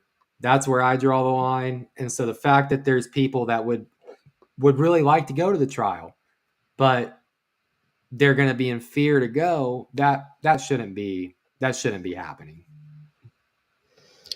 All right. Let me bring up these other things because they all tie into Delphi. Thank you, Nobody Nothing. Jesse Snyder, what do you think about that as it relates to Dan Doolin and everything? I think it's absolutely awful. I think what happened to him is awful. I think it's criminal.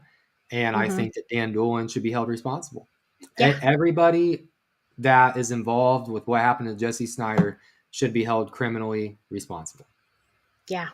because I think he'd still be here. Yeah, and that might be the main reason I agree with you. There's probably a lot, okay?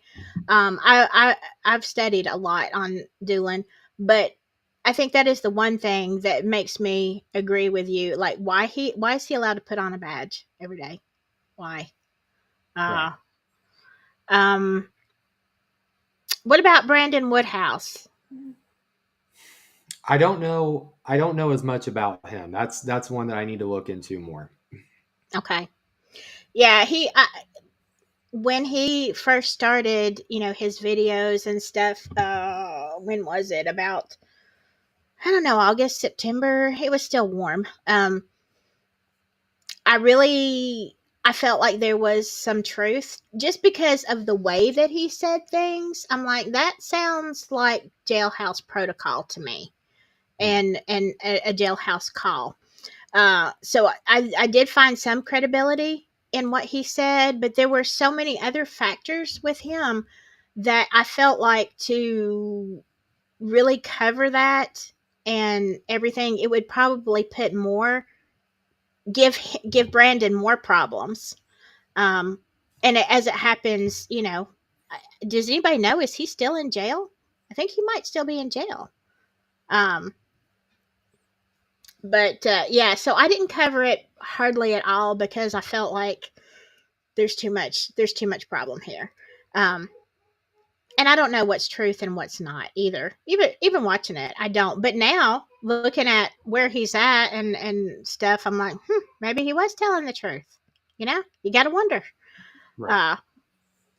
Uh, uh, what about Judge Fouts? Do you think that he has anything about him has any bearing on Delphi? You know, it could. Um, it could, but I just don't. I don't think that we're gonna know. We may never know, and if we do know, if we do end up finding out, who knows when that's gonna end up coming out.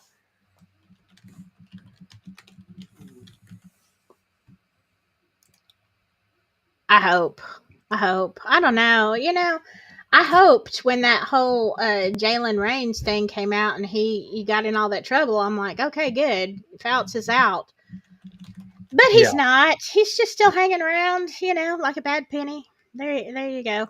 Um, let's see. Samantha says, my question is, with Logansport having a state psychiatric hospital with locking units, why put Richard Allen in prison? Well, I mean, I can't. When you get that bad, they should, but I can tell you just from the Alabama legal system, it doesn't matter if you have psych issues. If you haven't come to trial yet, you're not going anywhere. Unfortunately, you're probably not going anywhere anyway because the cutbacks in mental health. We have nowhere to send people. Like, we Right. have a ton of people that need to be probably for life in a psych unit, but they're the cutbacks, so they can't let them out in society. Even if they would normally bond out or serve their time, they can't let them back out. You know, Right. you try to drag your feet because you know what a menace they are to society. They're gonna do something horrendous, be right back in there. What can you do with them but put them in jail to keep people safe? It's Right. terrible. It's Right. terrible. Let's see. I'm trying to look at and see what everybody is saying. Um, yeah, they wasn't it not Carroll County, but was it Cass County that got the new jail? Because Four Pits is talking about that. Uh, do you know, CJ? Did Cass County build a new jail? I don't know that. One of the neighboring counties did, and like at the time, I thought, okay, well, the jail wasn't built. I understand really why they don't house him in Carroll County. I really do, and as bad as it is, I'd say he's probably safer, maybe, in Yeah. prison than in Carroll County. But Cass County uh, should be able to house him. I don't know. Let's see. Meowzadong says 6 unalivings of young female athletes in 85 days in the same rural community. Same, yeah. This gets me too. The same first responders at Flora and Delphi. Yeah. It is. Is it a coincidence, or is it more than? But then you start looking at some of their other uh, investigations that they've been involved in, and you know, when you just can't get it right, eventually, you got to start asking questions. Yeah, and and the amount of officers in and around the area that have been arrested for horrendous things. It's like, my God, what y'all doing out there? Uh, I don't know. I don't know. So let's see. What else is on your mind? Um, man, I there's so much to talk about with this case, but so much of it has been talked about a lot. We kind of are where we are right now. I think that defense filing today and that confession thing is going to drive a firestorm because, like I said, it pisses me off reading about that, and I think that less than well, we're close to, I think, 30 days. We're close to about 30 days to the trial. Um, to me, this is going to drive some serious questions. You know what I mean? These confessions mean nothing in my mind now. I mean, it's not even accurate to what actually happened. You know what I mean? I mean, if Richard Allen was sitting in prison and said, uh, I I I ran him over with the car. What weight does that hold? That was not how they were. You know what I mean? Yeah, So to think that Nick McClelland has put so much importance on this confession, and it means nothing. It means nothing. yeah, So I I don't know. I'm mind blown tonight. Truly, I am. yeah. I am too. I had not seen that, so that was brand new information to me too. Yeah. Um, one of the things that I don't know, it just sticks in me, like in my head, about that Frank's motion that unnerves me so much is if, and I have to say, I have to, unless somebody can prove it wrong, I have to go and believe what the defense is saying about the affidavits Mhm. on different people in that Frank's. Um, that I think more so than that. Get out of there. No, sorry about that, my dog. Okay, you're fine. um, but I don't, because they take and they give line by line the page. This is where this person said that in their affidavit. So I have to assume that that is truly what the affidavit says, right? Right. Or else they wouldn't put it in there. Right. What I can't get over is the everything that the PCA says just about is incorrect. Richard Allen, they say, according to the timeline, Richard Allen says he was there between 12 and 1:30, but in the PCA it says between 1 and 3:30, which puts him right there at the supposed unaliving time. Okay, and then you have Holman and who is the other one? Holman and oh, I can't think. Anyway, them saying, "Oh, we don't know who the Purdue professor was." Well, they didn't even say Purdue. It might have been. It might have been a Purdue professor. We Right. don't know who it was. We can't remember. He's probably not like I. I don't know what college, but he's not around here anymore. We lost his name. We can't contact him. Right. And when we did talk to him, it was a big nothing burger. Basically, is what he said. But Right. then, according to the what they actually found out, yeah, they knew exactly. It was Jeffrey Turco of Purdue. And when that Frank's motion came out, like the very next day, like, ta-da, we found him. Yep. It doesn't make sense. Yeah. So now you have Betsy Blair saying the guy that she saw, and she was only about 50 feet away, which is not very much. He was young. He had poofy hair. Even Sarah Carball, who saw what we think could be Bridge Guy walking down the road, said he was wearing a beige jacket that was muddy, no red stuff, no dark blue. Uh, I eyewitnesses are notoriously incorrect, but that's the I my mind is boggled, CJ, because if you are lying in an affidavit, How in the heck does that PCA ever stand up? Like it should be thrown out. Yeah, it should be thrown out. It shouldn't stand up. It doesn't hold water. That's one of the weakest PCAs that I've ever seen, and not even with them lying in it, it's still weak. You know what I mean? Yeah. So it's like you had to lie to make this piddly little PCA. Um, if you get to the like even the descriptions, right, that these three girls give, I hear a lot of people say, "Oh, well, those girls describe Richard Allen. That's who they saw, and he admits to seeing them." And it's like, well, well, did he? Did he admit to seeing them? Because there was a group of four, and there was also a group of three.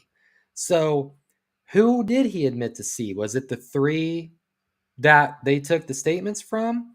And then moving off of that, you look at the descriptions, they are different descriptions. There is a difference between all black everything, and then what Bridge Guy had on. There's a difference between a light blue jacket and what Bridge Guy had on. Um, Mm-hmm. you have the muddy and bloody, and then we find out, well, the bloody comment wasn't accurate. And when it comes to the descriptions, the most interesting part to me on the description was you get a you get a description of the hair, right? Right. This that he had red hair. Now, if you think about that sketch, um,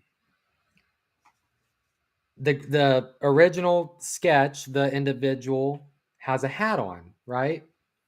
So if I if this were your first time ever seeing me, and I ask you, uh, "Hey, what color is my hair?" If you had to give a description of the hair on my head to the police, you wouldn't be able to give one, would you? And it's Mm-mm. because I got this on. Right. But they never mention a hat in their description. But they do True. mention the hair. So why does the guy in the sketch have a hat on? Good Doesn't make question. sense. Yeah. And even if, okay, so if he had poofy hair, like she says, at no time have I ever seen a picture of Richard Allen during that time period that his hair was anywhere close to poofy.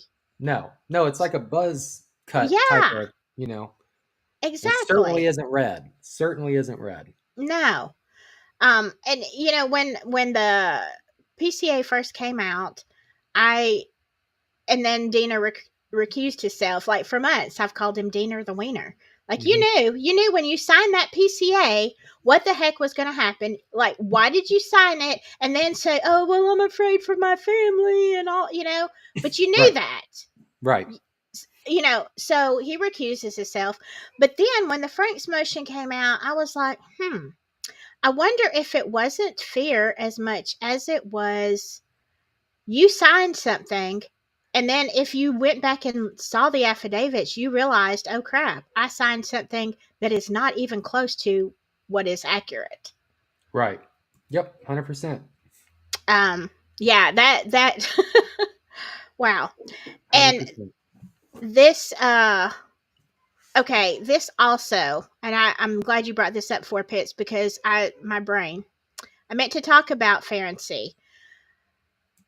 What was most interesting to me in that last hearing was what Todd Click did not say. Um, because I'm like, okay, and I know he wasn't pressed on that, but it's going to be interesting in trial because, all right, you have Click, Ferenczi, and Murphy all investigating, and they're looking at the Odinist early on. They've got tons of evidence, the whole thing, what it says. But then Ferenczi is unalived, and they stop the investigation. Now, I understand that you have to grieve and it's hard to like to get yourself back together, but I don't see a reason just because someone that reason alone because someone passes away Mhm. that all of a sudden you stop the investigation. My question about Ferency, I mean about Click, is why? Why did you? Was Yeah, the threat really that big? Like, and it, it's understandable, okay? it definitely is going to be, that's going to be an interesting um, question to have answered. But I think it was fear. I genuinely do. I mean, when you've got one of your partners who, and you guys were all investigating this same route, and then this individual gets attacked, of all places, his workplace, as a member of law enforcement. I mean, that's Yeah, that's the last place most people would go to get somebody, right? exactly. And that this guy had the sorry for the crudeness, but I mean, this guy had the balls on him to Yeah, go no, there you're and do that. fine. You're fine. And you know, I think it was just straight up fear. Like, hey, I'm not ready for this. I don't want no part of this, and I'm bowing out. Now, maybe if he would have had more support um, in what he was doing, maybe he would have stayed in it. But when you start with three, now you're down to two. Maybe it's time to bow out because you're not getting any backup. Yeah. I mean, I feel like that is going to be very telling. I mean, and the fact that he said that man, and I talked about this on my last live. Like, he says, hey, when they arrested Allen, and he wrote the letter to McClellan, and he's like, we've got more evidence against the Odinists than this PCA. Like, I think you got the wrong guy.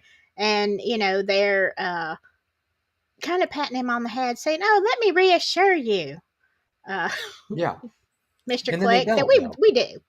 Right? They tell him they'll reassure him, but then what they show him still doesn't reassure him. And then he goes out in the lobby, and who's sitting in the lobby? Brad Holder. You're gonna. I mean, that is so. I don't know. That's so strange to me because Brad Holder had a dating profile on a Facebook page called, I think it was called Norse Pagan Singles Northern Indiana. There's a group for everybody. There's a group for everybody. And on this dating uh, group, he posted a picture on Facebook, and this guy is butt naked in the shower. He's got his hand covering his private Oh area, my God. but I've seen the photo, and Brad Holder's a big boy. You know what I mean? Yeah. Like you would need a a means to defend yourself against him other than your hands. He's a big guy. Yeah. So the fact that that guy is in the lobby when they tell Click, come in, we'll ease your mind, Yeah. that had to have struck fear in him for a second. It had to have. Right. Absolutely.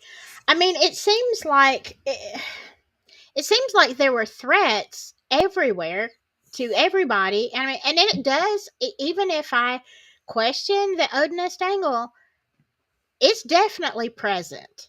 Yeah. You know, from the prisons to the lobby to it's so present. Um, geez, and especially when you have investigators who are seasoned saying, "Hey, the evidence that we've gathered definitely shows Odinism, but nobody wants to hear it." Okay, look, and I'm just going to throw this out here, but if you need an election to go your way, Mhm. okay, Tony Liggett, if you Yeah. and you're going to choose somebody, okay, and I understand why they found this little morsel, this little scrap, and said, oh, hey, this guy was out there, let's change some details, boom, he's bridge guy. um but if you really need to win this election, and you already know that these three guys have some real evidence against Odinist, why not pick one of those?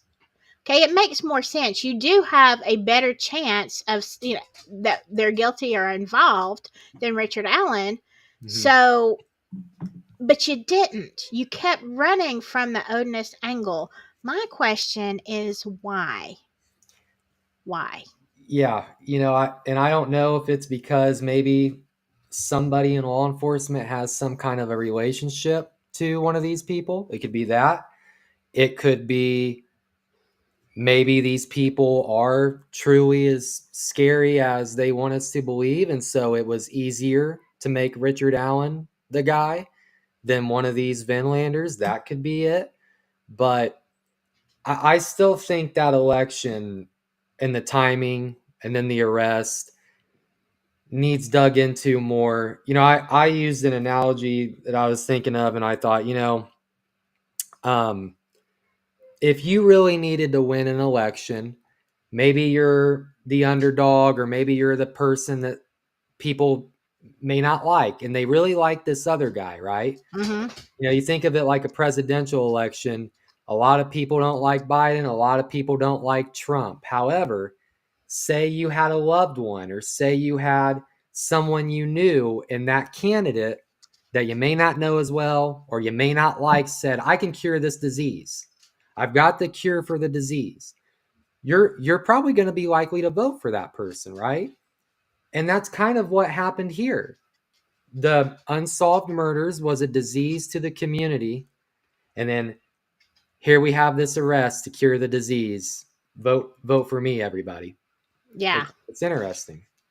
Yeah. Um, I definitely think that it was politically charged. However, um, yeah, like you said, I have to wonder: is there a connection between the Odinists, Vinlanders, whatever, whichever group, Yeah. whatever? Now, I do know for a fact that Brad Holder was a Freemason, and so is Nick McClellan, a Master Mason. So Yeah. you've got a tie there. Not Yeah. saying that that's what happened, but I'm not saying it's not what happened either. Right. It's one of those things you have to consider. Did that have any bearing on it? Uh, Right. When you have a situation like this where we can say, 5, 6, 7 things, and they're not conspiracy theories, they are reasonable possibilities that exist. That's a problem. That's a hmm problem, you know. Yeah. Meow said, I want to know what happened to FBI agent Ryan Lindgren, who was investigating Flora. I don't know if I've heard that name, Meow. He disappeared? Yeah, I haven't heard that one. Huh.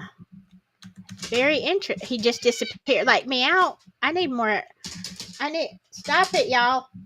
Uh, I need more information on that. Did he just if you can type it, or if not, just like message me later, because like he just.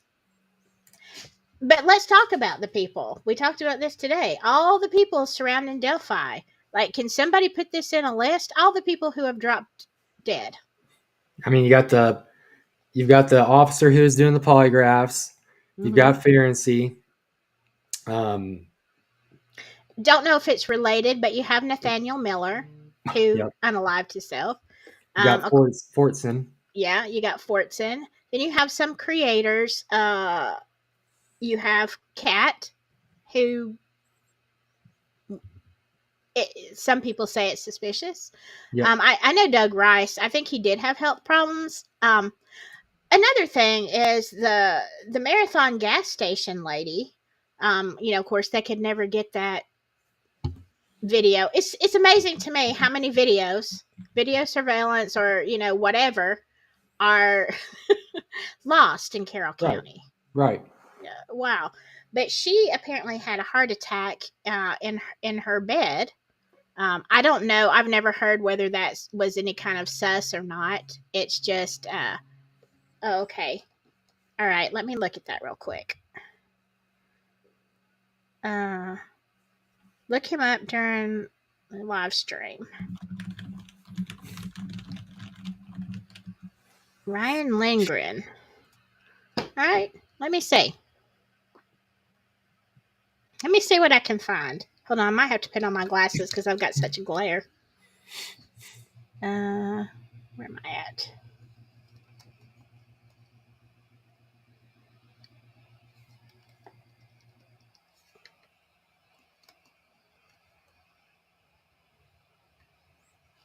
If I can spell this right.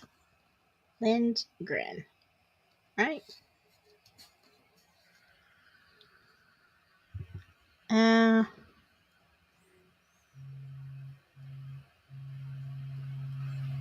Hold on. I'm not pulling it up. Let me look at this. Make sure I spelled it right. Yeah, I spelled it right. He was a special agent, Indianapolis Division. Okay. And the number on here is disconnected. The cell number, it was given as a card to somebody. Okay. Does anybody, I don't know. It's not coming up on, it's probably somewhere here on Google Meow, but I'm not finding it easy. Um, but yeah, we've got so many. You've got creators, you've got whatever disappearing. Uh, who's McCurdy? Four Pits. Am I forgetting? There's so many you forget. Okay, it's a new day. Says McCurdy, Anna Downham, and Mullen. Yeah, Anna Downham. Who was that? So another interesting angle, though, while I'm waiting for people to respond, another interesting angle I found is that, geez, what they do with properties around there. Yeah. Apparently, the city council and the former mayor just like to acquire properties with no vote, with no. Yeah. It Have you seen all that?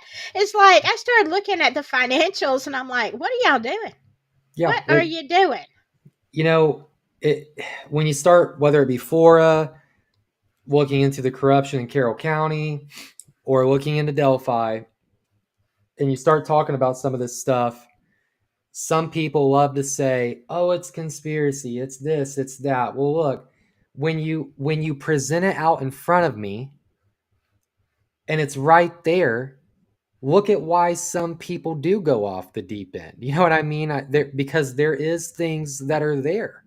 Um, it's it's unbelievable how much is here to pull from, where you just simply say, what the hell is going on? What is going on? Right, You know? right.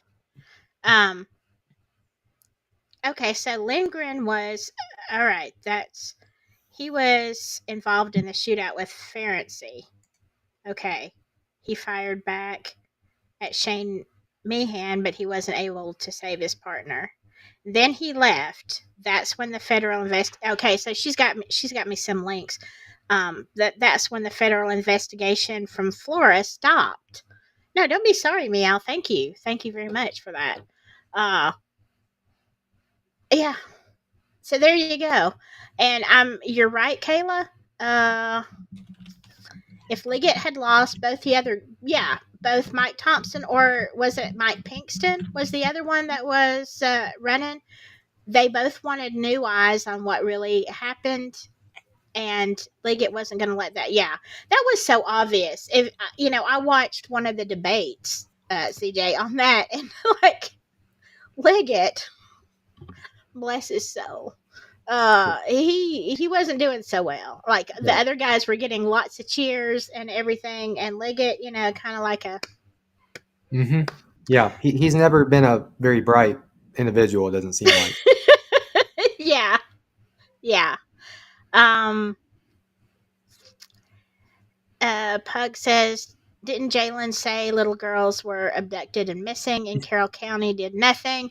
Yeah, and also somebody brought this out in a couple of. I covered it a couple of videos ago. How just the question of, because of, not to throw any shade on the families, okay, but the legal system is what it is. Uh, you had some issues with Derek German. You had some issues with, you know, I can't remember if there was a connection with Abby or not, but if you have to have the court system involved in any way for change of custody or whatever, being domiciled different, because I know Derek and Carrie had their issues. Mm. Not saying that they're not good today. I mean, I Right. don't know about Derek. I've heard very good things about Carrie, Right. but you would think the courts are involved. And apparently, Judge Fouts, there was a program like the CASA program, which Abigail Diener also worked on, who was married to Judge Diener.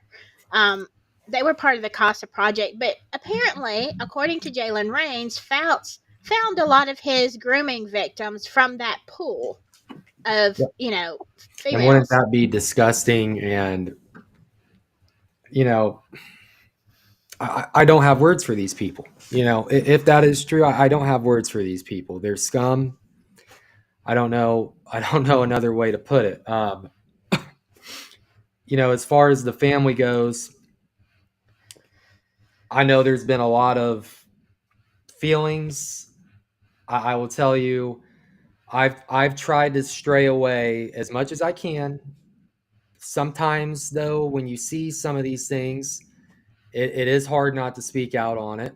Mm-hmm. Um, I said something on one of my lives that I am going to clarify and talk about again because it's my opinion and I feel how I feel about it. But anytime that you have a case like this, of course the family is going to get looked at. Of course they're going to talk about it, especially if there's a Sure. family member who may have a past that could have involvement.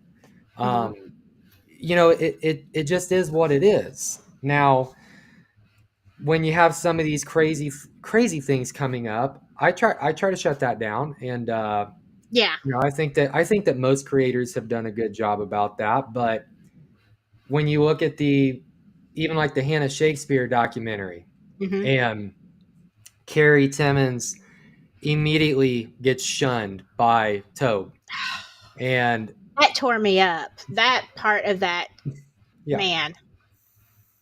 and it's like one of the girl's biological mothers gets shunned, and we've Mm-hmm. got the Patties as the mouthpiece for both families.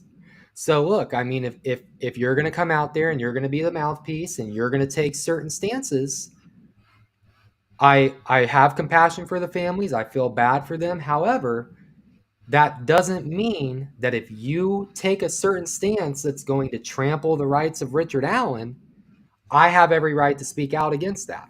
Mm-hmm. So, Well, when you're speaking about anything, even us as creators, you have a channel.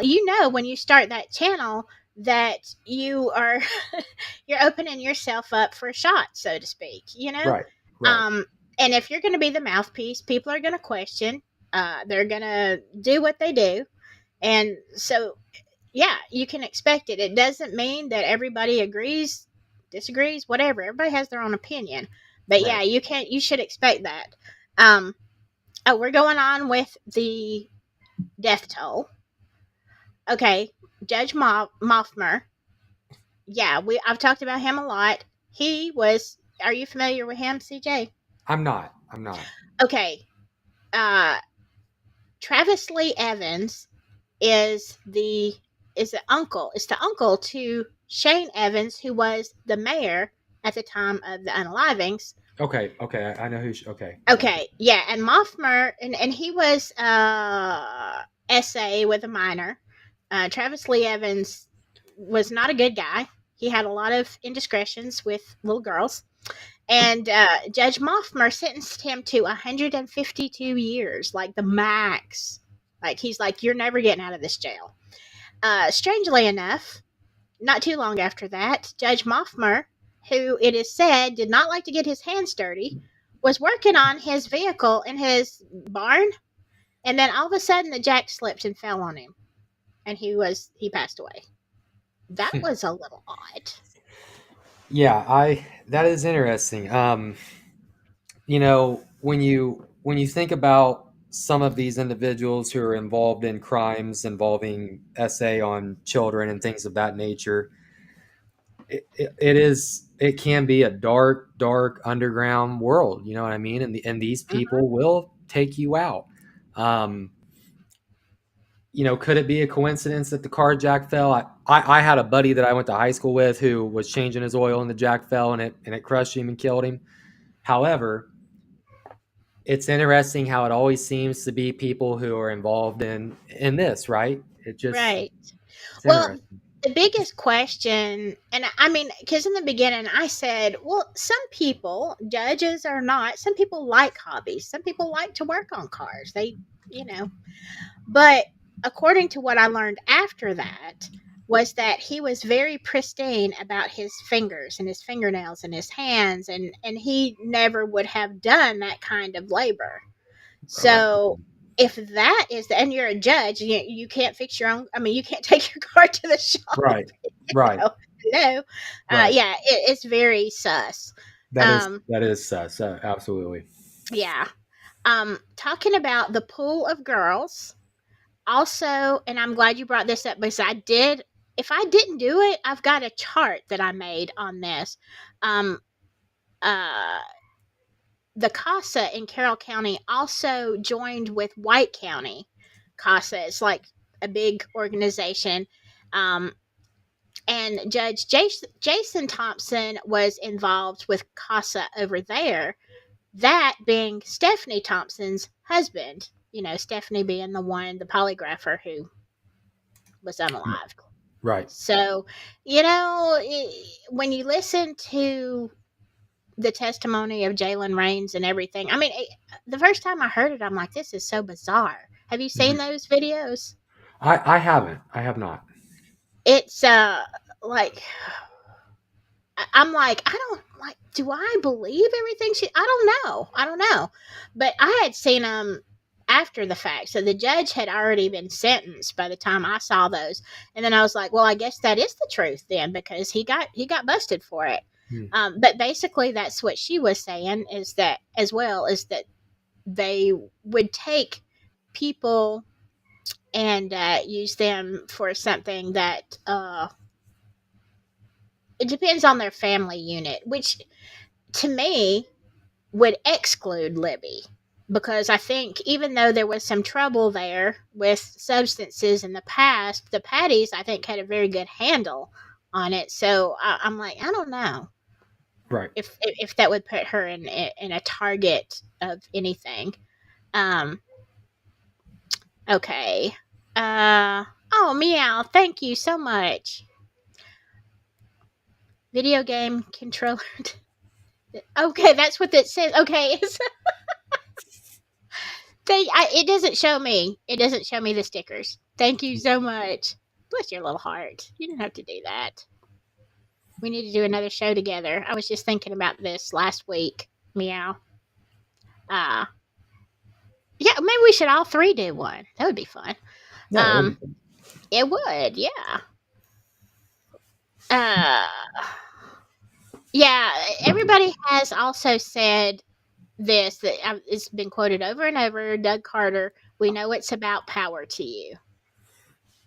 Yeah. What do you That think that? guy made so many damn cryptic statements. It reminds me of, it's like in the Bible when Jesus is talking in parables, what I mean? You really gotta pay attention and decipher. And it's like, why? Okay, now that was Jesus. Now why is Doug Carter doing? You know what I mean? It's like just He ain't speak Jesus. English, speak English, man. Like, he talks about, yeah, this is about power, and we believe that we may have interviewed you, and we think you may still have a shred of decency or conscience left in you. um you know it it was just always weird, just always weird. Yeah, I've had a problem with that. Of course, there have been a lot of accusations against him as well. I'm trying to highlight your comment, Grizz. Hey, Grizz, good to see ya. Haven't seen you in a little while. Of course, I hadn't been here in a little while, have I? Yeah, they're saying now that Judge Moffmer paid to have manicures. Yeah, if you're paying to have a manicure, you're not changing your own oil. No, No, not no, happening. no, you are not. Not happening. Uh, okay. What questions? Let me, because y'all are saying so many good things. What questions do you have for CJ? A couple of you have asked, but uh, yeah, and the trafficking of the zoom of humans, uh, that's huge. From what I understand, in Indiana, there's a lot of missing kids in Indiana. Yeah, I didn't realize how bad it was when I lived there. Obviously, if you're not out looking for it, you may not realize how bad it is. But it's disgusting. It's despicable. And even with Keegan Klein, right? They knew what he had done, but they didn't Hmm. make an arrest until years later. Right. It Yeah, years. Why? right, Why? right. Doesn't make sense. Mia wants to know the name of your doggies. So you got Ellie, and then the other little guy. He is Motley. You're right, Laura Thompson. Some pastors are about power. There's been a lot of speculation about the churches and the certain pastor. Like, look, and I can't say it's completely unfounded from what I've seen, but you can't prove. I can't prove anything, so um, the streets are safe. Tobe said so. Oh, Tobe, Tobe. Um, all right. I don't. I mean, I am used to long streams, but I don't want to wear you out, CJ. So you tell me when you've had enough. Okay. Yeah, I was gonna say. I think I was getting ready to go get some Taco Bell here and fill up, and then Yeah. I was gonna jump back on later tonight, maybe on my channel, and just go over that. I try to read that defense filing a little Yeah. bit more because, man, I think that defense filing, that is the biggest bombshell in my opinion that we've had in this case in Oh, wow. a while, quite a Yeah. while. That confession uh, has been pushed by the pro prosecution side since we heard about it. And I can't remember. I don't know when that first came out. However, I believe that that statement in that defense filing is the confession. Again, why would you lie about it? It's recorded. And if that's it, what in the hell are we doing here? What I mean, really, what are we Right. doing here? It's Yeah. unbelievable. It's unbelievable. Yeah. I didn't expect that. I mean, I knew they said that he ate his papers, and I'm like, was he trying to hide them? Did that? I was trying to think, does that logically make sense? So nobody knows what the defense, whatever. I'm like, okay, I can see maybe if you feel threatened, but to the degree that you read, Yeah, it's inhumane it's completely. absolutely. And just looking at the response from the defense when we did know about these confessions, obviously there is a response. Anytime you have it out there that your client confessed, it's never good. But the Right. response they gave was not DEFCON 1, oh my God, this is damning.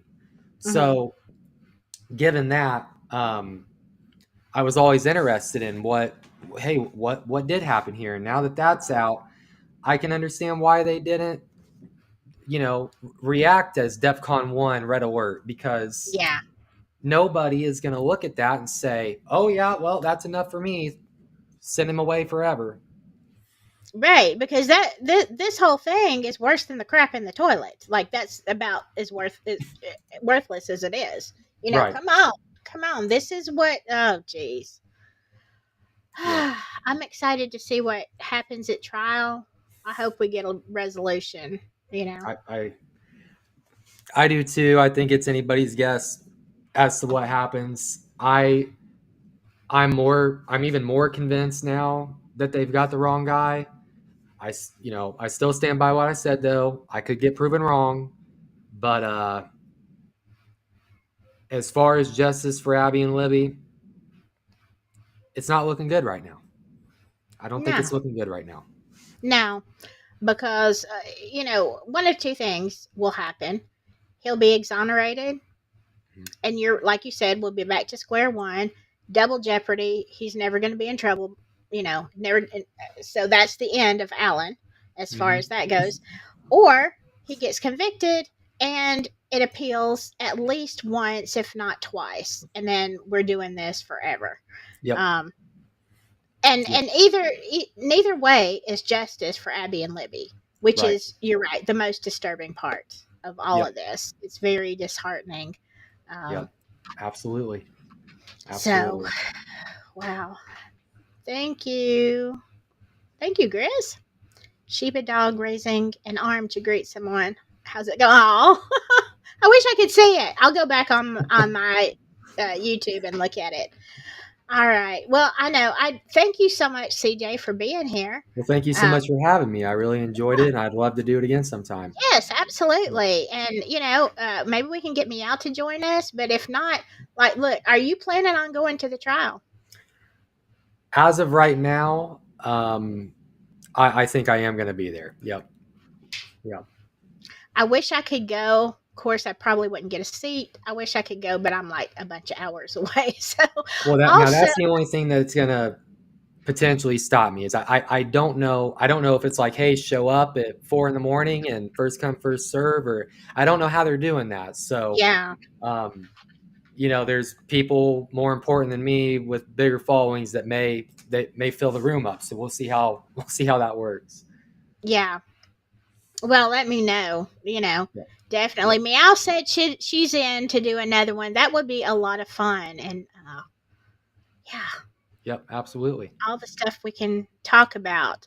Um, and I don't care if we talk about Delphi, Flora, fires, whatever. We'll talk about whatever. Yep. Sounds good. Sounds good All to me. right. Well, Well, thank you so much. you're welcome. Get you some Appreciate it. Taco Bell, and you Yep. are like, yeah, you're welcome anytime. Appreciate Anytime. that. Appreciate Uh, that. Thank you so yeah. much. I hope you have a great night. Thank you. You too. All right. Bye bye. Bye. Let's see here. If I can do this right. Okay. One other thing I just want to say uh as I'm leaving, I'm probably gonna go live tomorrow night, but I'm gonna be talking not about Delphi. I'm gonna be talking about Riley Strain, the smiley face killer. Oh, I shouldn't have said that word.